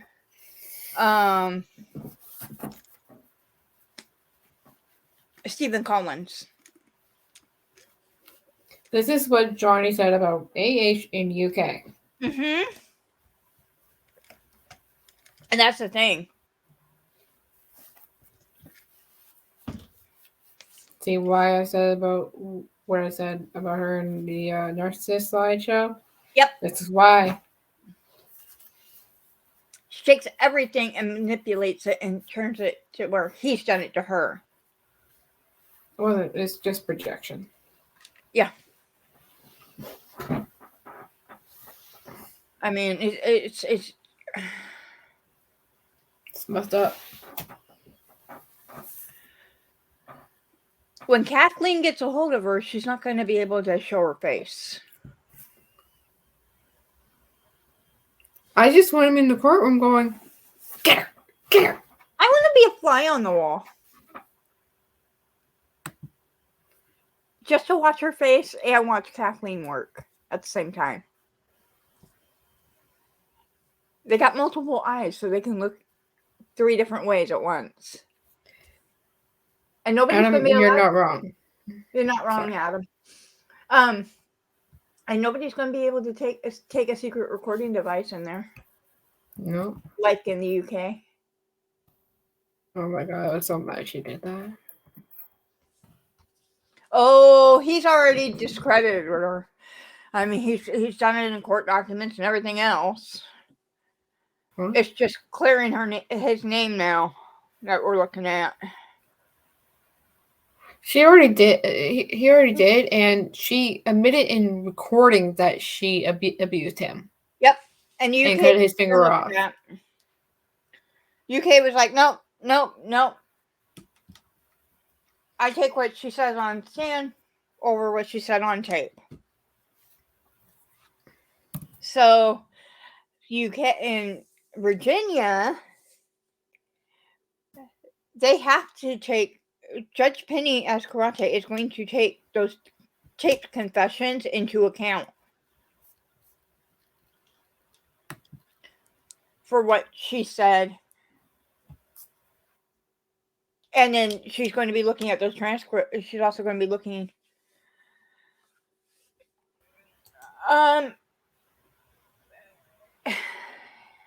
Okay, so can I say something about that? Yeah. Okay, so Adam, when that happened, she threw the first vodka bottle and it went past his ear, you know? And then she threw the second one and he had his hand down on the table, on the counter, like that. And she chucked it and chopped that off and smashed it all. And he was in a dinosaur cast with his hand bent like this. Don't forget the cigarette. Oh, and she burnt his cheek with a cigarette. The same night, mind you. Yeah. And then she had the nerve to go in the UK and say, for the staircase incident, to say that he had her hair in one hand and was pushing her with the other hand. And punching How is her. that possible? And Jenny, and punching her. And punching her with the other hand. How is that possible? Did Johnny grow a third hand that we don't know about? Like, how is that possible with a hand like this in the cast? It's not. And then she made up.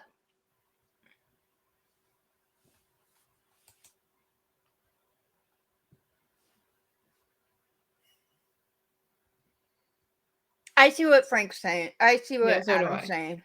Yeah, so do I. Anyway, continue what you were saying.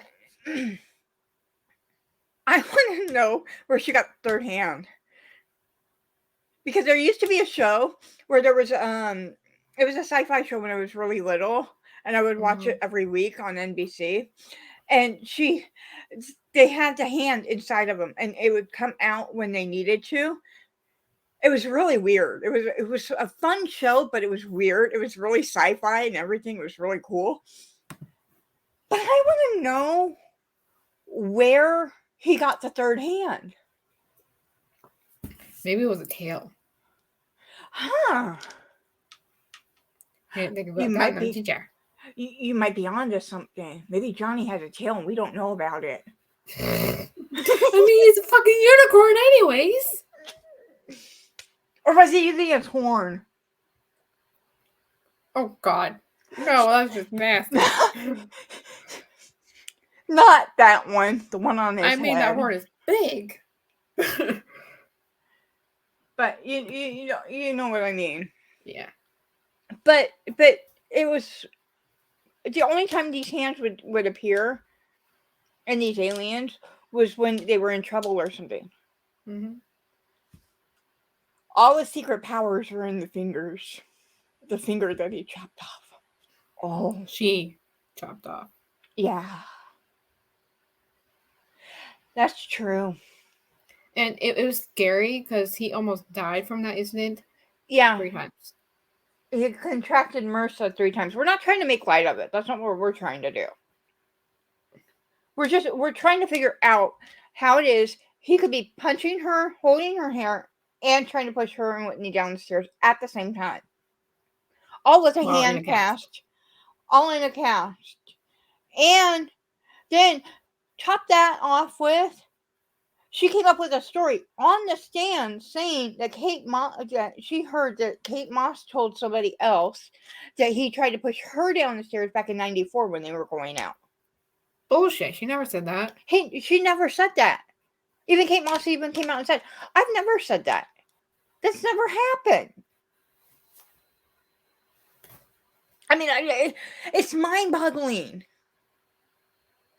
I want to know what she's going to come up with when Kathleen has her on the stand, or when Ben has her on the stand, and she starts coming up with more and more and more elaborate stories. Because if you understand what Kathleen's saying in To Make a Murderer in season 2, the more elaborate their stories get, the more they lie. Her stories are so embellished now. And they've always been so embellished, but it's scary, but in a way, you're looking at it like, I'm looking at it like, oh my God, this woman.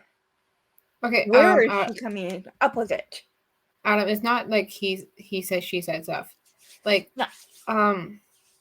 She admitted all this shit that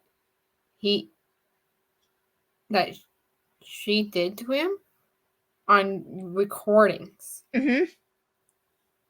And Yep. then she's going to court and saying, no, Johnny did it to me.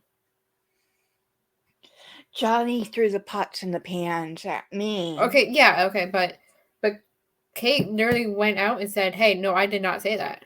Yeah. Kate literally says, I've never said that. I've always said Johnny was one of the best guys that I've ever dated. Mm-hmm. I literally stayed in bed for 3 to 4 months when we broke up. And I didn't start dating again for 3 years after that fact.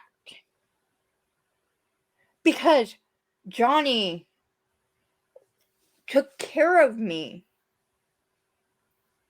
and loved me. And even Winona even said, Johnny took care of me. I stayed in bed for 3 months before I started getting out there and being active again after we broke our engagement off. Now the question is if she does bring that up, it won't fly anyways because Penny will cut her off anyway. So Exactly. She's going to try to come up with stuff on. We know that she's going to try to come up with stuff on the stand. that's the whole entire point we're making. We're not like No. like she'll.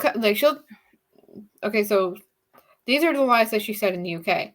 She's going to come up with new lies for Yep. VA. That's what we're saying. And Kathleen, being the way she is, she's a bullshit detector. And she's going to detect that bullshit and pounce. So and she already is. Mm-hmm. And because she's working on 4 cases right now. Mm-hmm. With Johnny's case and the Stephen Avery case and a couple other cases here in California. And she's already detecting bullshit in Amber's case. Mm-hmm. And she's been following this from Get. Yeah. Even though she wasn't on the team, she was in the background, listening to what everything was saying.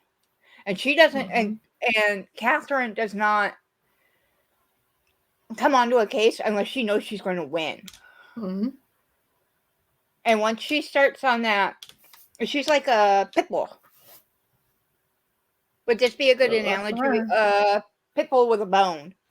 Yeah. When she locks that jaw, she don't let go. Mm-hmm. They'll try. But this is also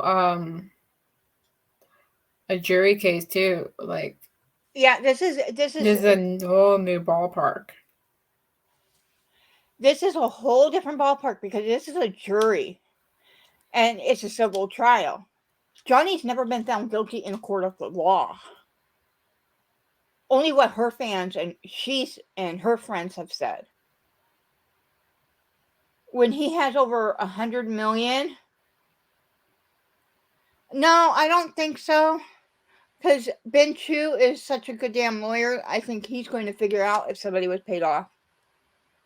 There's going to be 13, and then it will cut down. It will get cut down to 7, and then there'll be alternatives. So if one of them is, or a few of them are paid off, they'll have alternatives. Exactly. And hopefully they'll have alternatives to the alternatives and alternatives to those ones too, just to cover all bases, because we know what we're up against. Yeah. They know what they're up against. So hopefully they cover their bases and do that. Yeah. And what we're saying is Johnny actually has more people that are backing him in Hollywood, but they can't come out and say anything right now. Mm-hmm. There's reasons why Robert Redford hasn't come out. Kurt Russell hasn't come. These are bigger names in Hollywood than Amber Heard. Mm-hmm. And there's people that are backing Johnny. Not everybody is backing. No, not Hollywood is not backing her anymore. Only big companies and Only a few companies, but we've already had a producer come out and say that nobody wants to work with her in Hollywood because of the way she is on set. Another thing, the way juries work though, they're not picked until the last minute, and Exactly. the courts call on to, so you get a letter in the mail going, "You're picked for jury duty." Yep. They're picked last minute. Yeah, and what they'll do is they'll ask you, what do you know about the case? Yeah. What do you know about Johnny Depp? What do you know about Amber Heard? What besides I've been called to jury duty, and that's the way it's been working with me. I've been called to jury too. So I'm they're going to give them a list of questions.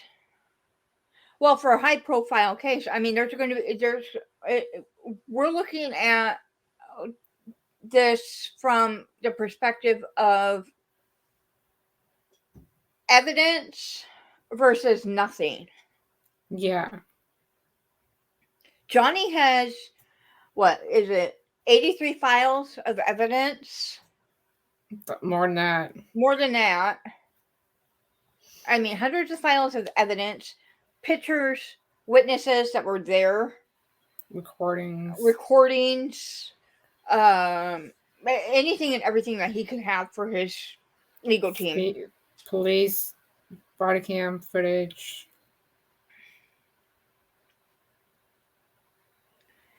Oh, we're not disagreeing with you because we watched the UK trial. And there was no jury there. There was no jury there, and it was just a judge.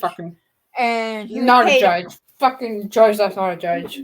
He was an asshole, and he literally was paid off because he was paid off by Murdoch and other and things. Elon Musk and not just else. Paid off. There's other connections. Yeah, there's a ton of connections. We don't want to go into that until next month because that's going to be a whole stream on its own. What we're saying is this is a actual jury trial. Judge Escarate's already said she's going to be looking at all the evidence. She's going to have that jury looking at all the evidence. Mm-hmm. She wants it fair, and she's been fair. She is a domestic violence judge. Yeah. And AH already tried to blackmail her exes into shutting up. And she's also a addiction specialist judge because of her military background. She will call her out like a motherfucker. She is going to call her out. Every time she tries to say something that doesn't jive, she's going to call her out quickly. So when know she's going to bring that fucking baby in and be like, I have a baby with me. I know. But what about Johnny? Johnny could bring Lily Rose and Jack. Yeah, but they're not babies. Go, hey, I've got kids too.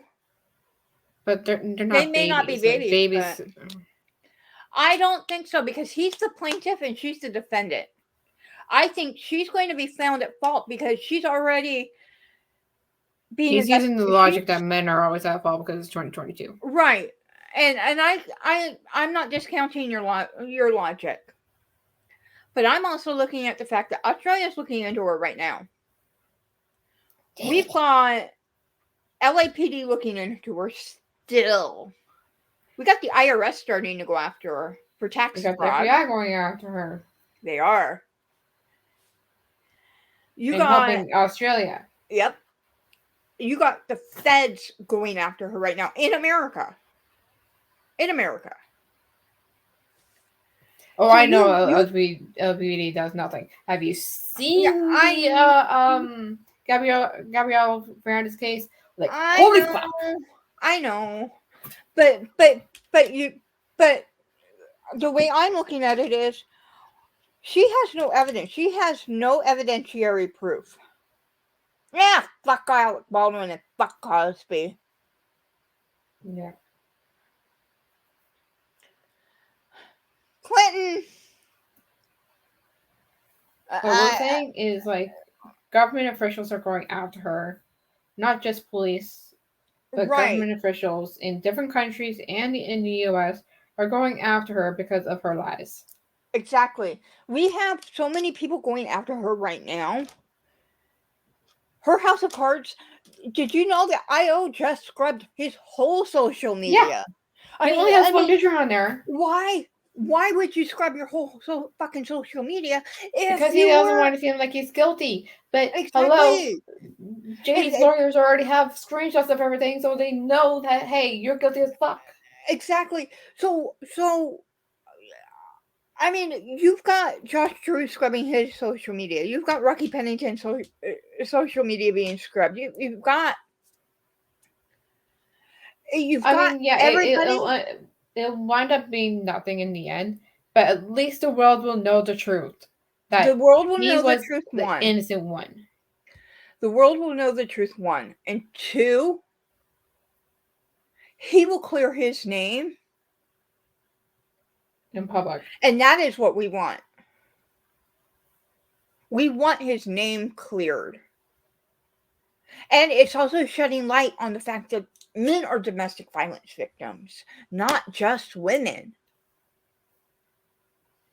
And we're Will cowboys correct what they've been saying all along? No. no, Will they continue spin the narrative that she's the victim? Sure, probably. but at least studios will have to look at the fact that he went to court and the court was what it was. Who knows if he wins? Who knows whatever? At least they'll have to be like, okay, well, fuck. In the end, Exactly. And I know people in the media and stuff like that, and I've gotten into a discussion with one of my friends because they work down in LA and stuff like that, and they're a Hollywood reporter now, and her and I went to high school together and stuff. mm-hmm. I got into the discussion with her about this, and she's like, "Our hands are tied. They will only print what they want to print. We can't say anything against the narrative, or we're out of work. If we say one bad thing about her, we're out of work. We can't get anybody to publish anything anymore." Our point exactly. I know, and I'm like, I understand that, but you do realize they're dragging a innocent man, innocent. It is it, and she goes, "I know, I'm a big fan of Johnny's, and I know that he's innocent, but." And and Frank, that's why Adam, that's why we love you, is because you you come on and you're helping us with this stuff, and we know, but we Yeah, have we to know. look at what we're looking at is she has no pictures. She has no pictures of bruising. Johnny has Jerry Judge's pictures, Sean Bennett's pictures, Isaac Baruch's pictures, Christine's pictures. I mean, he's literally got pictures of pictures of pictures. There are pictures on the red carpet of him having goose eggs and her knuckles bleeding, being red. I'm going to tell you guys something. Watch the Big Bang Theory. Um, I know and that's what we're hoping for. We're hoping for change. Watch the Big Bang Theory season 5 Thanksgiving episode. Elon Musk is on there. You can see a goose egg on his right eye. Should I show him that And picture of it me? shows a goose egg on his eyes. Should I show that picture of me Yes. with that bruise? Please. Yes. So he knows what I'm talking. I know what I'm talking about. Cause I oh know. fuck, I know. I just Yes, gotta we do find it need a again. change. And that's why we're doing this. That's why I'm doing it on Twitch. I'm reaching a broader audience on Twitch. That's why Les is doing it on YouTube. Stevie's doing it on YouTube. Zod's doing it on Justin All of us. We're all working together to get change. We're tired of the media narrative. We're tired of it.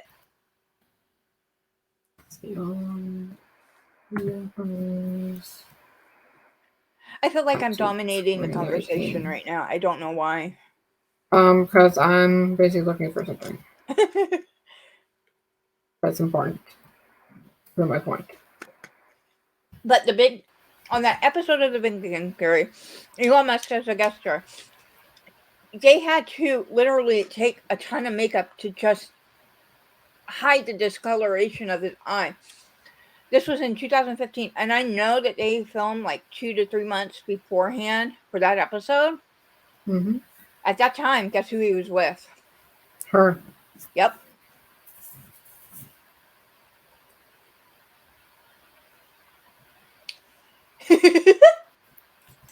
I love Adam. He's like, nope, equal talking, great conversation.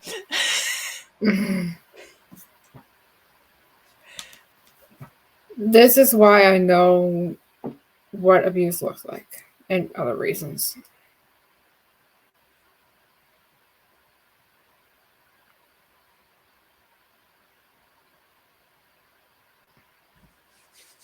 I'm sorry, I'm not trying to be quiet.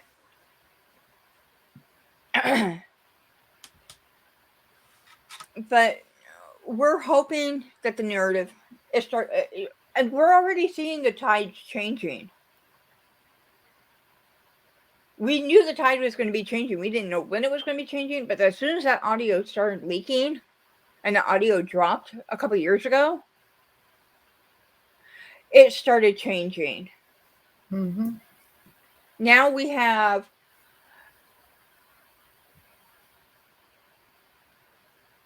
two of the top attorneys in America on the case.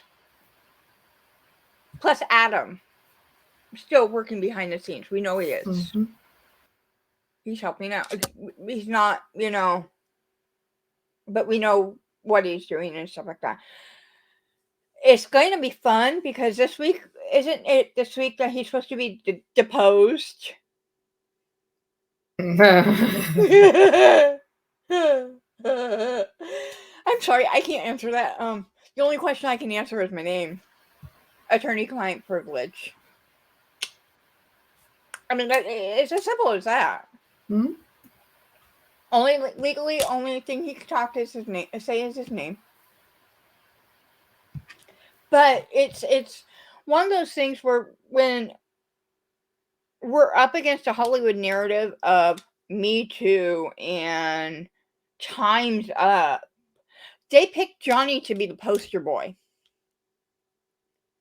They didn't think that maybe, just maybe, he should be the poster boy for the victims.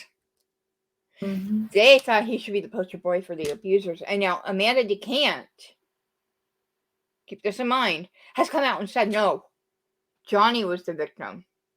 Catherine Kendall has come out and said Johnny was the victim. And she's been in Hollywood the same amount of time as he has. Because I remember her on Beverly Hills 90210. The original Beverly Hills 90210. Yep. Dating and marrying.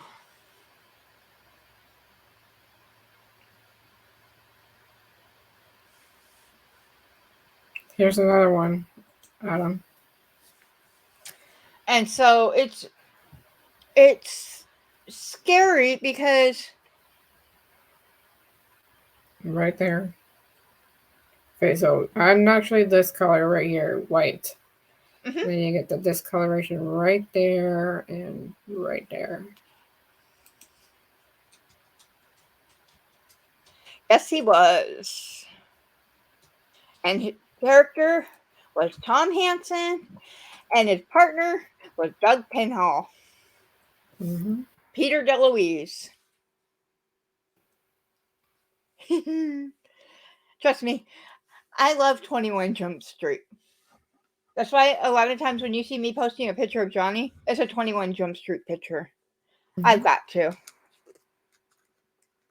Because Tom Hansen was hot as fuck. I may have been 5, but it was hot as fuck. And then don't even get me started on my scar situation. I know what abuse looks like. And see, I know what it looks like too because of what happened with my father when I was 10 years old. And I talked about it on Rob's stream. My dad was beat up in front of me by a guy that was trying to beat up his wife that morning. That night, that guy beat up my dad and almost killed him in front of me. Kid you not. I had to testify in that trial. For a 10-year-old, that's scary and traumatizing. So I'm looking at it from, yes, I'm a fan of Johnny Depp. Yes, I hate Amber Heard. But I'm also looking at it as somebody who's gone through something like this. Okay, I'm going to say it. Please do. When I was 5 years old, I had cancer.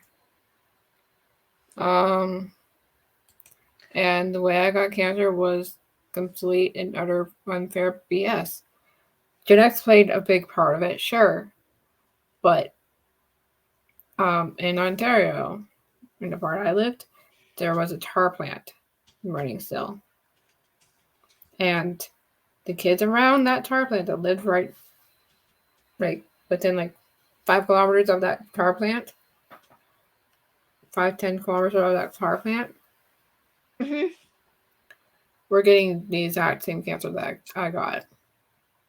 Now there's 4 types of cancers, like stage 1, stage 2, stage 3, stage 4. I was stage 3. Oh wow.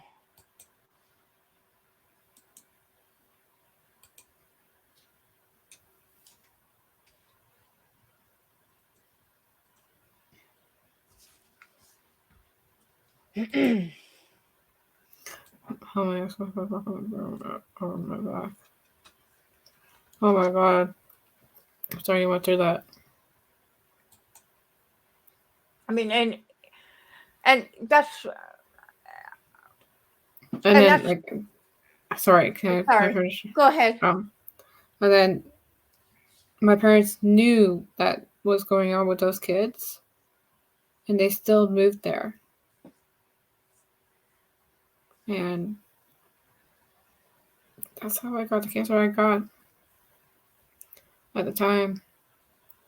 And then when I came out as bi, I got thrown to the wall, kicked in the back, kicked in the gut, and then kicked out. I'm being on my own sense. I'm sorry, love.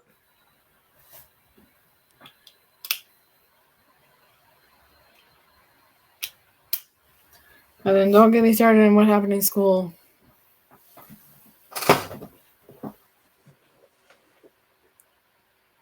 I know what abuse looks like. How is it not charging tonight?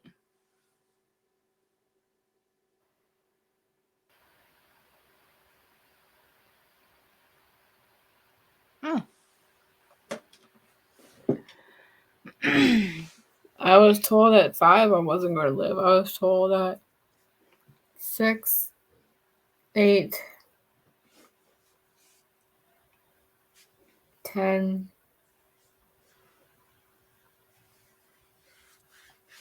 And then at 16, my doctor had me convinced I was going to die that year.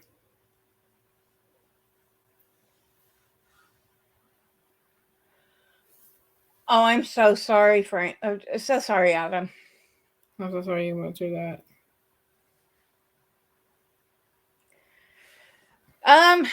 So should we do something that's uplifting?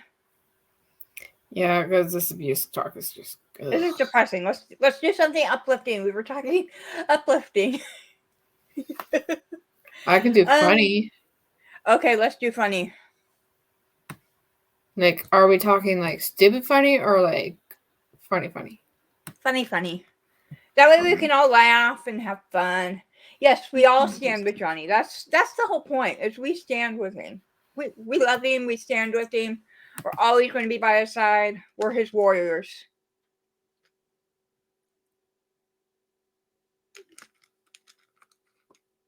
Where is that picture? I won't even bring up the fact that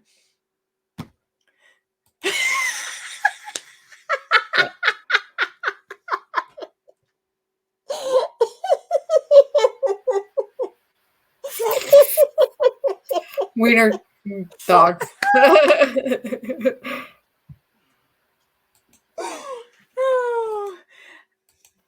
You're the star of the night, Adam. Yep. You win. That's why I don't want to bring up what I was talking about last week at work. Because I don't want to bring us down. And, oh, yeah. Hang on.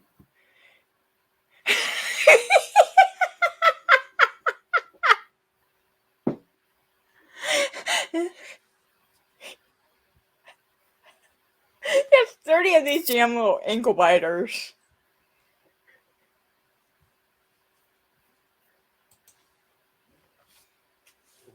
Ready for this clownery?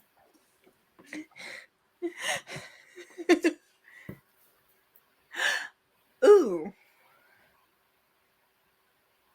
That's it. I'm not going.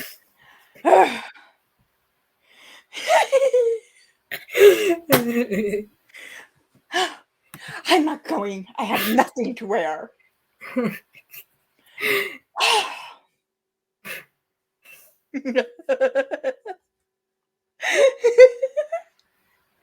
Adam, the puppies keep biting my toes.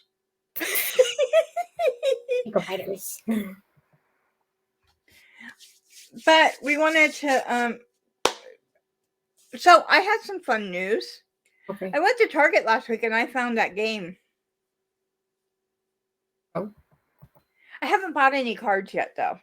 I'm thinking about it, but I don't know.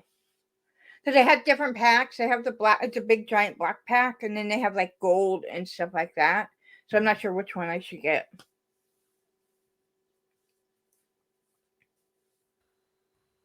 Wait, so you want to buy all this stuff, but you have bills to pay, huh?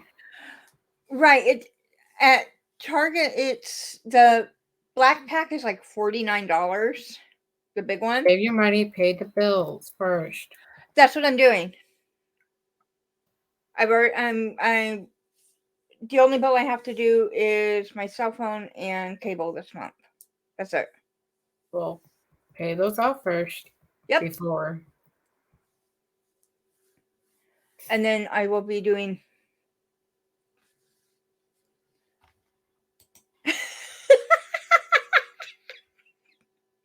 Any speaking logic, who thought? Who would have thunk?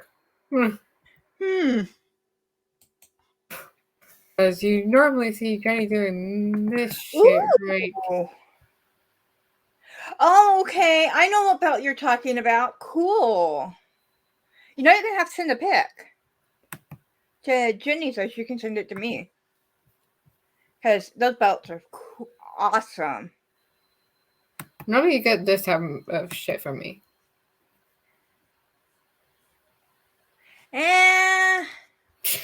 I can rate my maturity. That's normally the shit you get from me. I know.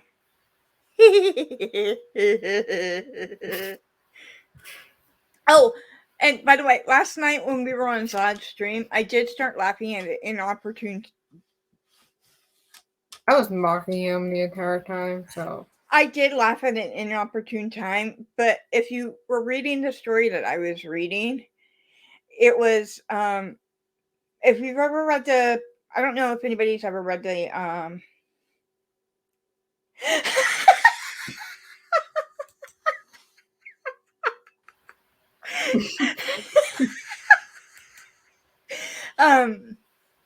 it was if you've ever read the Percy Jackson series, no. I was reading one about Nico, son of Hades, and he somehow ended up in Scotland. In Hogwarts. Hmm. In the middle of the fight. Huh. And Voldemort told him, "Who are you? Are you going to join me?" And then all of a sudden I read it's this snake face comment that he made because he had no nose. So, and Nico said that, and I started busting up laughing. And Stevie's talking about the domestic violence stuff, and that's why I put in chat. Sorry, I started laughing in opportune time. If you knew the story that I was reading, you'd understand. Mm-hmm. That's why I put that. It's because I wasn't laughing at Stevie. I was laughing at that. Because the way he said it was so funny because of the fact that in these stories they even say that all of the demigods have some form of either ADHD or some kind of something. Mm-hmm. So the way he said it was so funny when he said it. I'm sitting there going, okay, I'm going to laugh at an inopportune time, and I better explain myself. Mm-hmm. You got some explaining to do, Missy. I know. I should send you the story because it is a funny story, but it's on fanfiction.net. Oh, no And thanks. you have to search Harry Potter and Percy Jackson um crossovers Yeah, no to get thanks. it. No And I'm thanks. like, oh my goodness gracious. But they brought Fred back. Hades I made don't it. do fan fictions. Yeah, well, they brought Fred back because he was pranking Hades. So he took Voldemort in exchange for bringing Fred back. Because Fred was kind of taking and destroying the underworld with I mean, pranks. as one does. He put paint on Persephone's favorite tree. As one does. Exactly. But yeah, I think we're gonna end it here tonight. I know we did a lot of heavy stuff tonight. Oh, I was just going to do some more giggles, but okay. Oh, okay. Well, go ahead. I just got to find it. It's buried in this motherfucker. You know, you know. But at least we're being entertaining to our audience. Mm-hmm. I mean, but I do want to stress, go and check out, if you guys haven't checked it out yet, go and check out Making a Murderer. Yeah. That way you guys get caught up on who Kathleen is. Mm-hmm. Because she is a badass attorney. And I'm loving it. And the way Amber and her cronies or her flying monkeys are shitting their pants right now, it's going to be fun. Mm-hmm. Because you know that she's going to have all those witnesses are all going to have to be up on the stand too. Josh Drew, Rocky Pennington. I don't think Bianca will because Bianca has nothing to do with it. Mm-hmm. But Whitney, it's going to be fun. Only thing is it's sad because Paige isn't around anymore. Mm-hmm.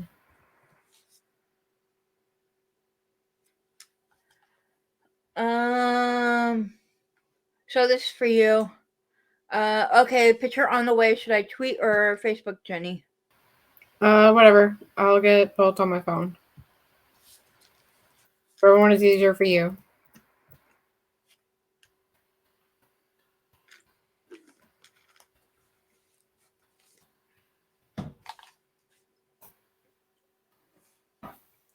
Got my phone right here.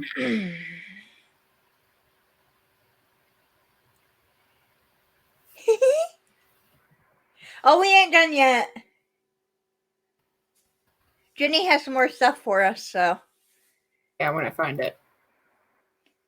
So Get more shit in here.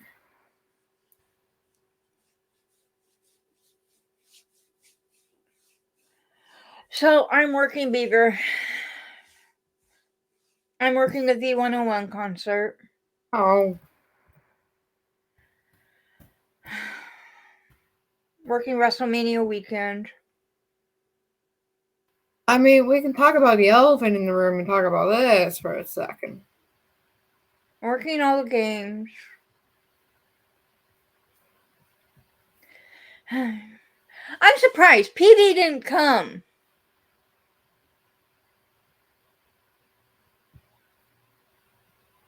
Yes. Yes. Elephant in the room. Um. I mean, we can talk about that. Um. Just that picture. Just, you know. There's no words. Oh, you know why I did that. I know why you did it. There's that's awesome. no words to describe that picture.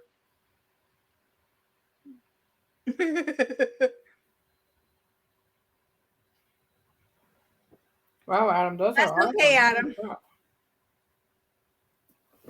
Oh, by the way, we have 38 followers now. Yeah, I know. That was because of me. Thank you. I've been busy. That's why I love you. Even though you can't see me, I'm blowing kisses. Or we can talk about this. Hang on. Zoom in. Or we could talk about the little skull that's different colored in the background. Well, there's that, but there's also this thing here. Ooh,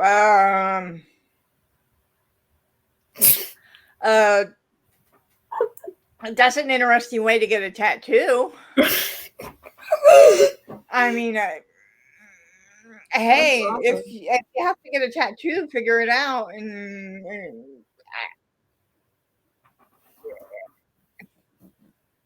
it's interesting. Adam's probably like, these girls are nuts.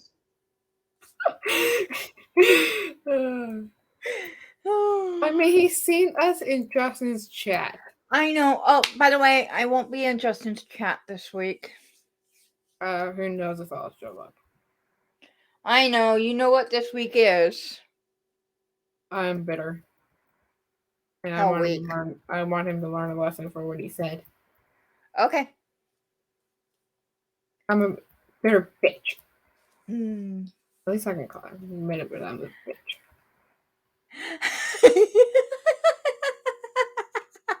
Adam.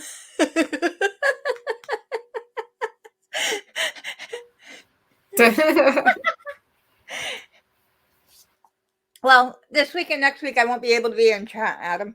I have to work both Thursdays.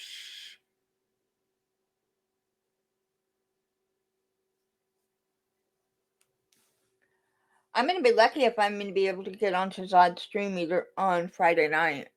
Well, I'm going to make it to Zod's stream. Well, because I have to be up at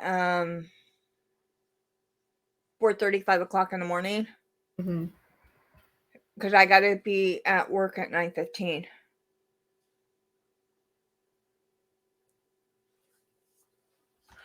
Oh, I'm sorry, Adam.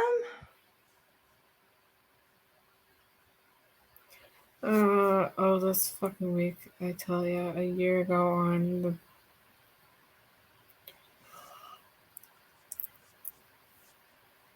Oh, I'm so sorry, Adam. I'm sorry.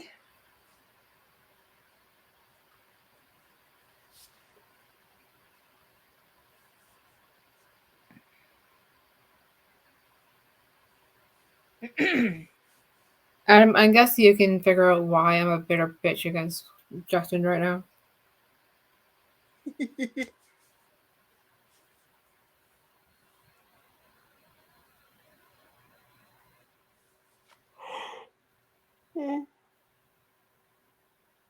I am not tired.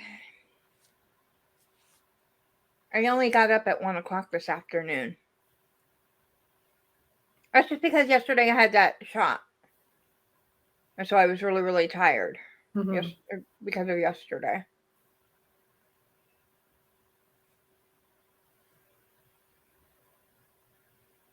I mean, as one does, Adam. As one does. Exactly. Nothing wrong with having a cocktail every once in a while. I mean, I'm drinking right now.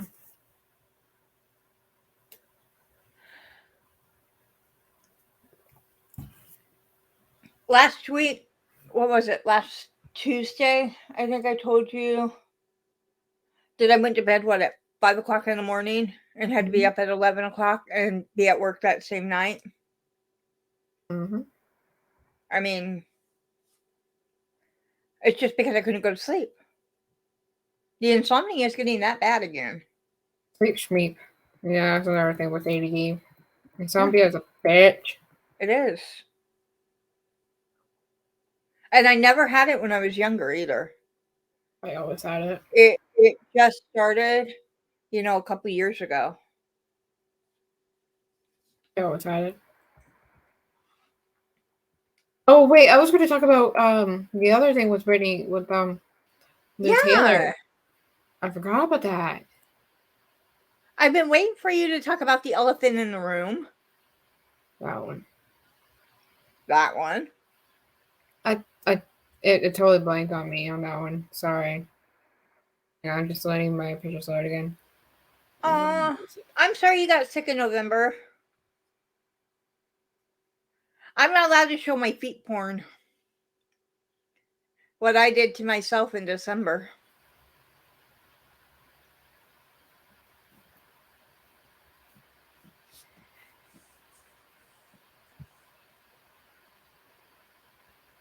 Share screen. Chrome. iCloud. See this name right there. Why? Now, let me explain because Adam doesn't know. So, Steve Tyler of Aerosmith has this fundraiser for teens who are abused in multiple ways called Janie's Fund. And this is a part of the list.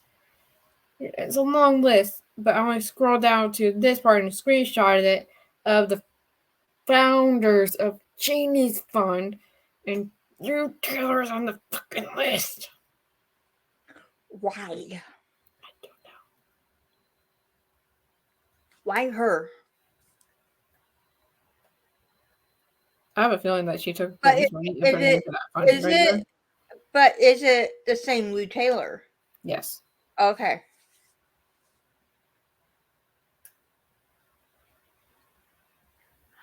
Ah. Well, that's And good, Adam. it pisses me off even more because of The Britney this stuff. little nugget.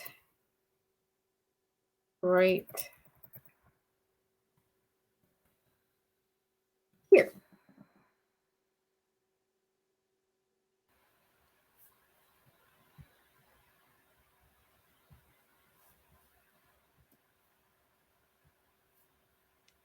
We have had a steady 5 viewers. Mm-hmm.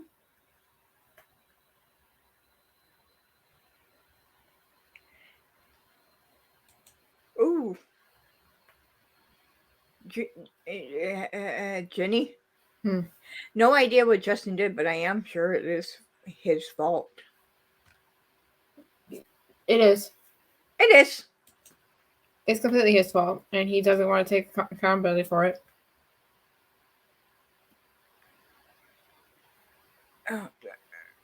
I don't understand how nobody could see that she was high that night. I know He why did. He did. He did. he He did. did. He did see it. I told you. Okay. Oh yeah, you did tell me that. But you That's shouldn't. part information that I'm. I know.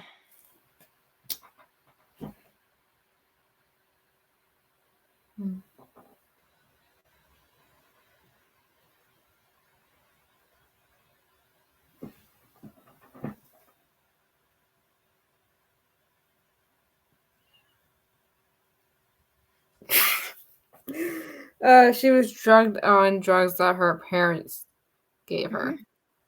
This was back in 2002.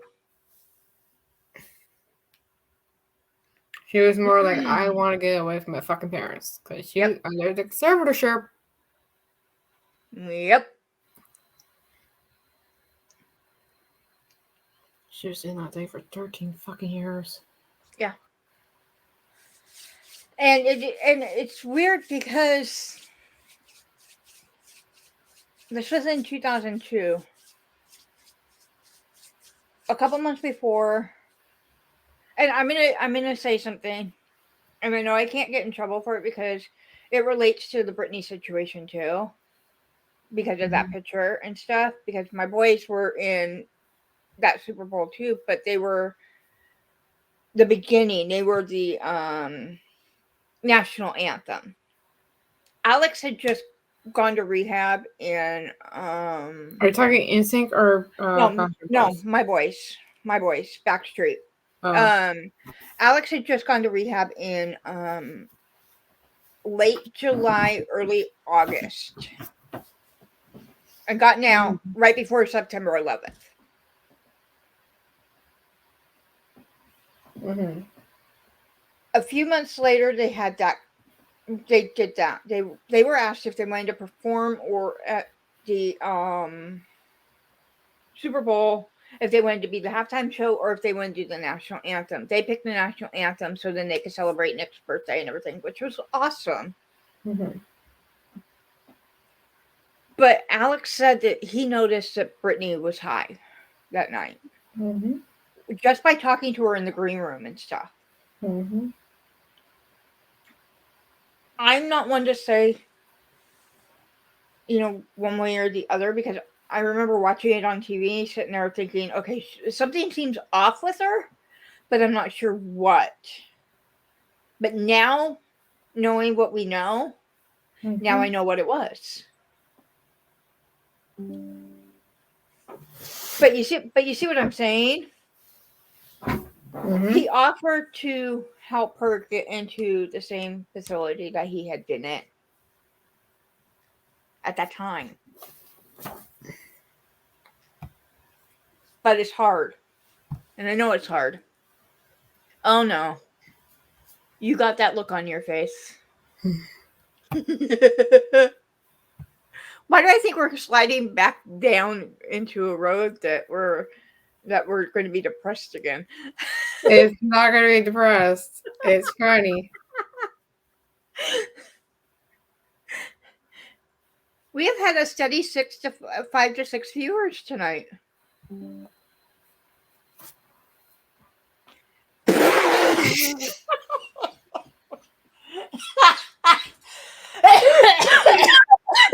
Thank you, Adam. I love it.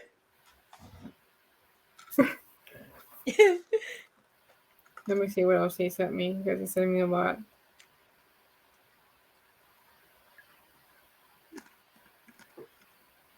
Sorry, I'm drinking coconut water. It's fine. Yes. It's very good for me. I already drank 2 sodas today. Now I'm drinking coconut water. I still have to wonder how much sleep I'm going to get tonight. Oh, yeah. And then binge watching Making a Murderer. I sit there Mm-hmm. and I don't go to bed until about 3 o'clock this morning. I go to bed at like 6 o'clock in the morning. Oh, you want to see some pictures of like some things I've done? Yeah. Not like.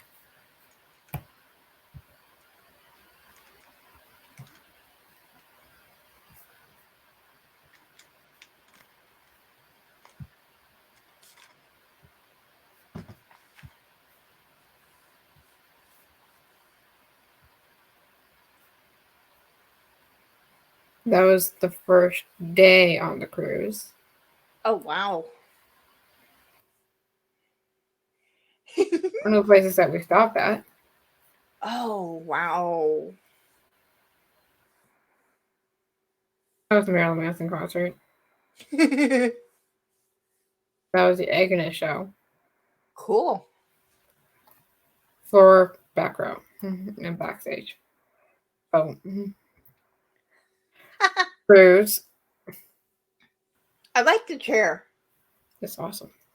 It was very comfy. I didn't want to get up. And It's the kind of chair I need. then you get this. Ooh.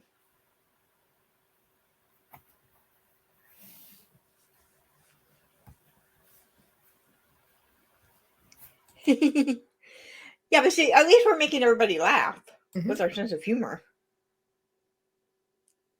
What are you saying, dude? Oh, he's just saying a lot of stuff. I'm gonna be right back. I gotta go use the little cues room. Can you entertain the chat for me? I'm gonna mute.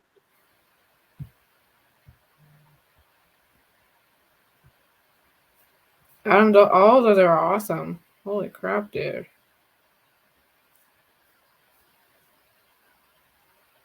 Brother Ted.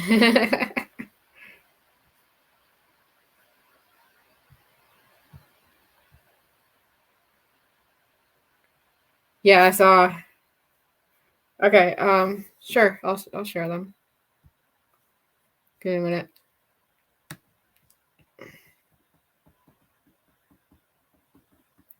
Scrolling up. Okay, I shared the wiener one. Anyone ask about my wiener? Alright.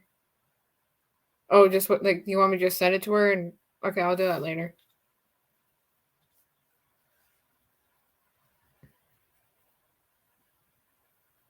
Oh, nice. I was just showing some of the fun, crazy things I've done recently. I don't know if you saw them.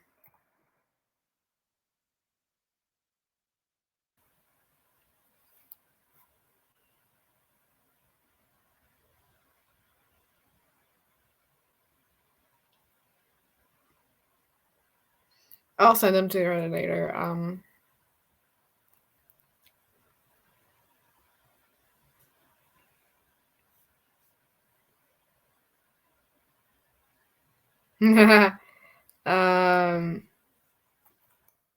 didn't share them all. I just shared like certain ones. I have a picture of me backstage. Only I've been backstage a lot. It's just that I only have this one. Two pictures actually, but it's for the same show.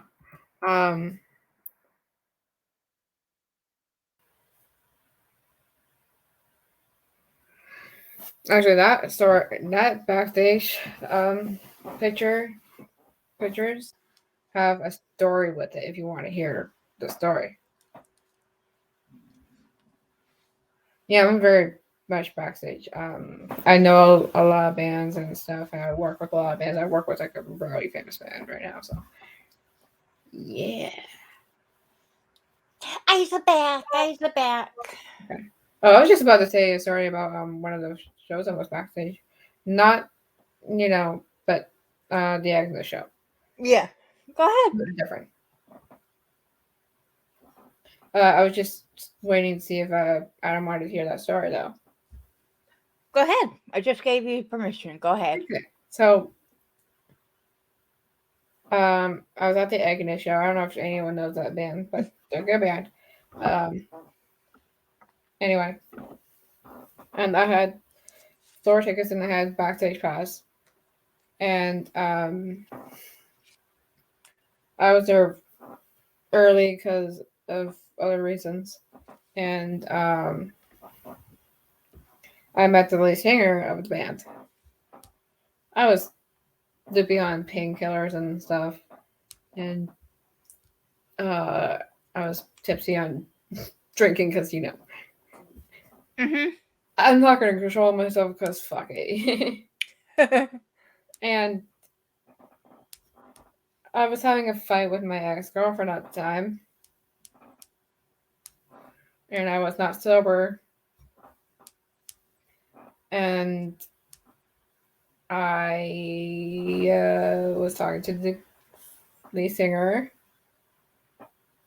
and um, we kind of fucked in the restroom and in her hotel room before the show. Awesome. And then I found out later on that my ex girlfriend at that time cheated on me, so I was like, Let's see, events.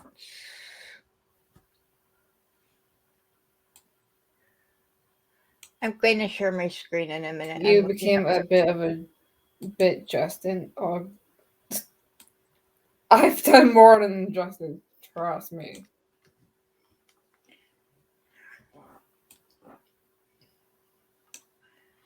All right, I'm going to share my screen. Don't get mad at me.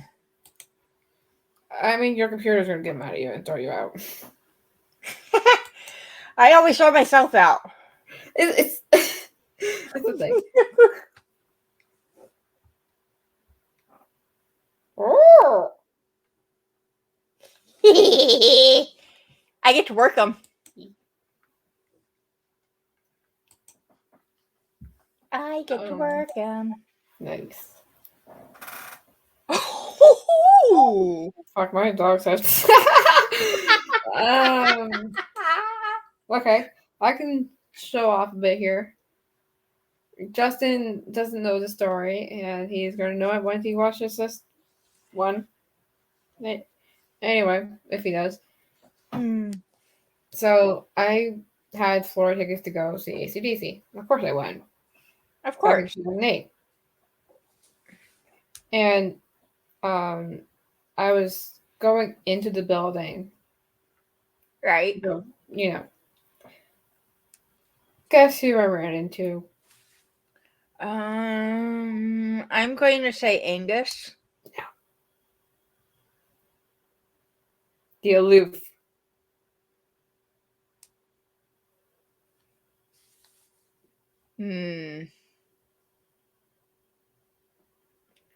Mr. Phil Wright himself. He was saying hi. Hey, at least I knew one of the members was okay. Yeah, you I did think. The Aloof, Angus is the lead guitar player. Phil's the drummer. Well, at least I knew somebody's name. Yeah. I met the Aloof. Sir Well, Phil. that's awesome. At the time, it wasn't. Because it was just before he went all murder attack. Well, no, that isn't awesome then. No. Because remember, it was the last show, last gig that tour that Malcolm could do because of his dementia got worse, right? Oh, that's right. And Phil went all, I'm going to hire a hitman. Oh, God. Remember that? Yeah, I remember that.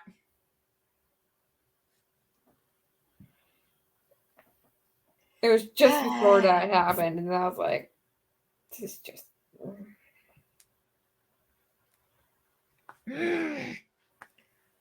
I mean, his wife is beautiful, but like, Phil, fucking hell. True. And if I ever met him now that he's sober, I'd be fucking scared. Ooh. Was it a fun dinner? Nice. I hear he's a funny guy. I mean, oh, well, that's cool. I mean, my aunt is Sarah McLachlan. You know who I know. Mm-hmm. I can say that one because, it's fine. Yeah, I know. And you know who I know. I know who you know.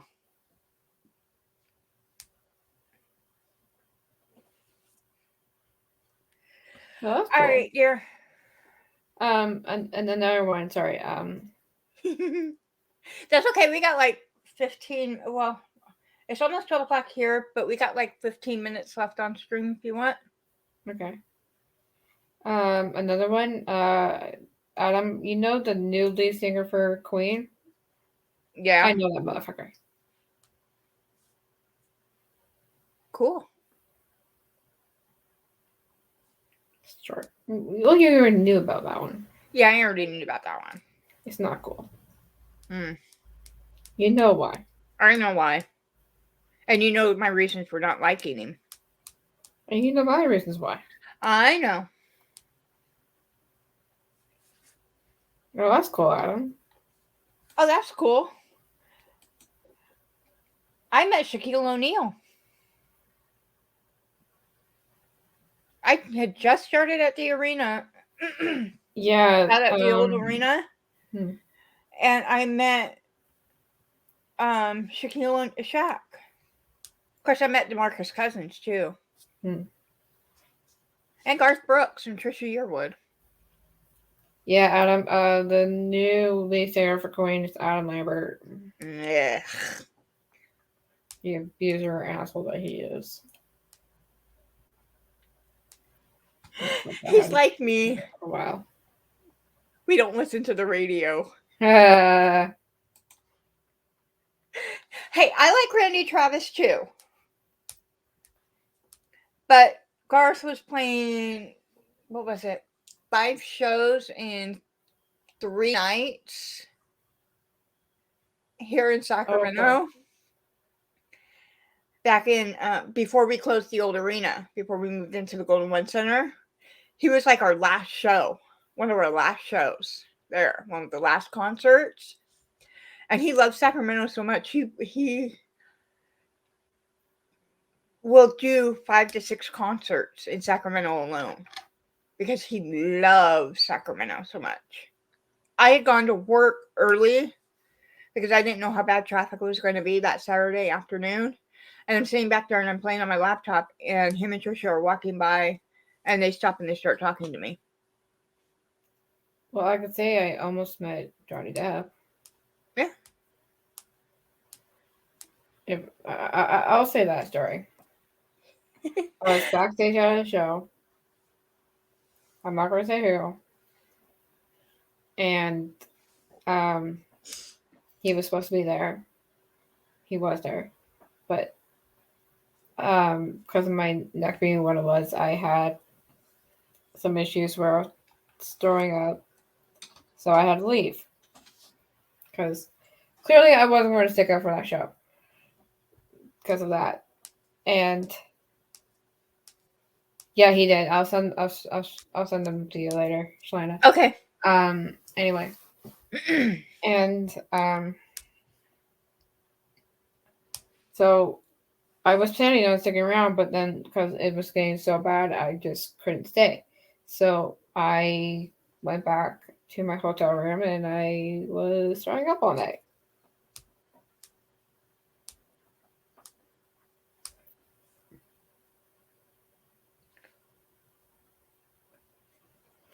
Oh wow. Jason, I'm Jason Mewes from Silent Bob and right, right, right, Adam. I'm hoping I'm getting it right. If not, Yeah, oh, you're okay. doing fine. Oh. I only know him from Degrassi. Okay. Yeah, I hate throwing up too, Adam. It's I have spinal stenosis and fused bones in my neck. So the side effects of that causes me extreme pain and muscle and headaches and all that, extreme migraines to the point of being sick all day. Yeah. So yeah. Well, you know how I am when I'm sick. Hmm. I mean, you got to see that firsthand on that Monday night when I had the concussion. Yeah. Y'all are sitting there going, "Hey, you're not talking in chat." Yeah, I have a concussion. So that's why that happened, and one of those things. I had a fit like that day, and I obviously couldn't stick around, and I grabbed myself and left. Anyways, I guess we should close out. Yeah. God, what I wanted to show a picture to Frank. Right. I got to open up my picture files to show it. Okay. Well, Frank, you could look on my Twitter feed and find out a ton of the wrestlers are now following me. Don't ask why. I have no idea. They just started following me in 2010 and they don't stop. God, where is it? No, not the backshoot pictures. I don't want those. Yes, you do. No, I don't. I'm just being a butt. I know. There's a certain picture I wanted to show Frank. There it is. Vince. Share screen. Hi, Billy. I know you're still here, my dear. Hey, Billy. I love you, Billy. We love you, Billy. Leave mine. I claim Billy. I'm trying to open it. It's not letting me open that picture. It's not letting But you open. yeah, I'm trying to open up the picture because what I'm doing is I'm want to show it different. Yeah, it's we had Vince McMahon out here one night a couple of years ago. Now let me see. Let me stop sharing screen like that. Not now. Stop sharing. See if it will work now. I got funny shit. Open. Alright. There we go. Share screen. Anyway, a couple of years ago, Frank, when we were at Raw, Vince decided he wanted to come out and grace us with his presence, but he wasn't the only McMahon there. Oh my gosh, Frank. We had also this. Hang on. Ready? Yeah.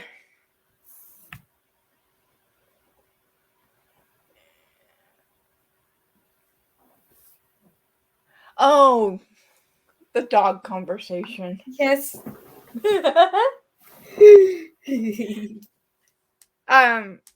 Shane O'Mac was there.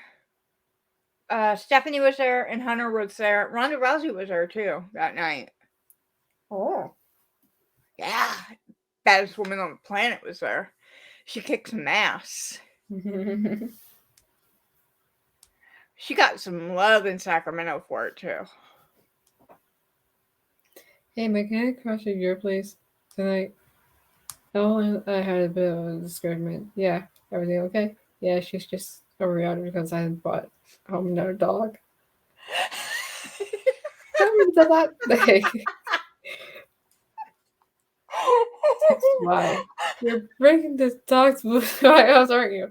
Yeah, I just remembered I'm going out of town. It's alright, you gotta stay somewhere else.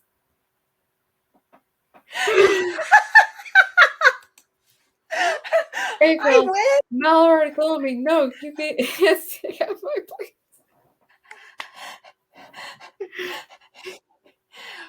I wish. Stop honey, come home. For God's sakes. What do you wish? He said, oh, so Mae Young rose from the grave? I wish. I wish. But no, we got to see this lovely lady.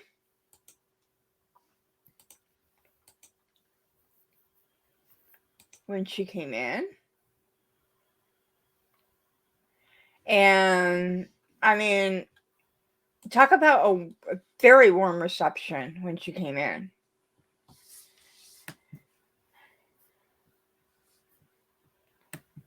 I'm almost done. What does deviation I don't know mean? To be honest, I don't know. I don't know either. That's why I'm asking. You.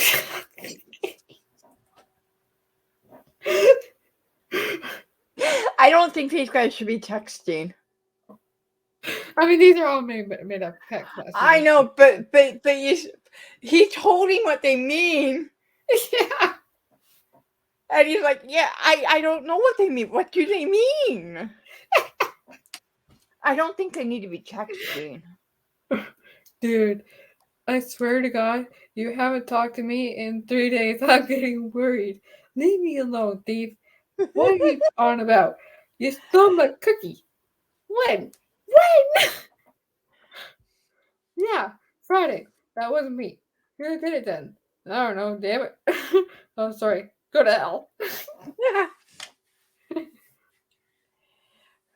So that means then there was a cookie thief between the time that he was there and the time that he left.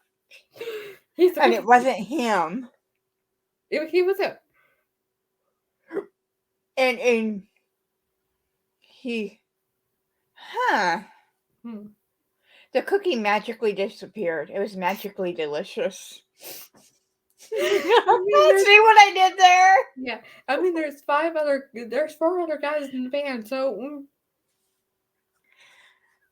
maybe it was his nephew, Malcolm's son, Ross. Or maybe it was one of the dogs. The poor dogs. Oh God, no, we're not doing that to imaginary dogs. I'm blaming Ross. The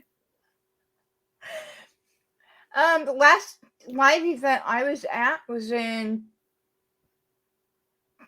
2019 because I wasn't able to get into Raw a couple months ago when I went, and I had tickets. Live event I went to was in 2020. Well, the very last event that I went to as a fan was the Blake Shelton concert in 2020, right before lockdown happened. It was a couple weeks before lockdown happened. You know the one I went to. I know which one you went to.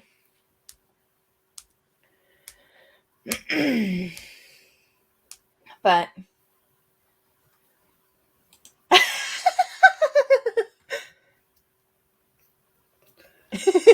I mean, it's the best cookie. Hey. Julia has no comment. No comment. To each their own.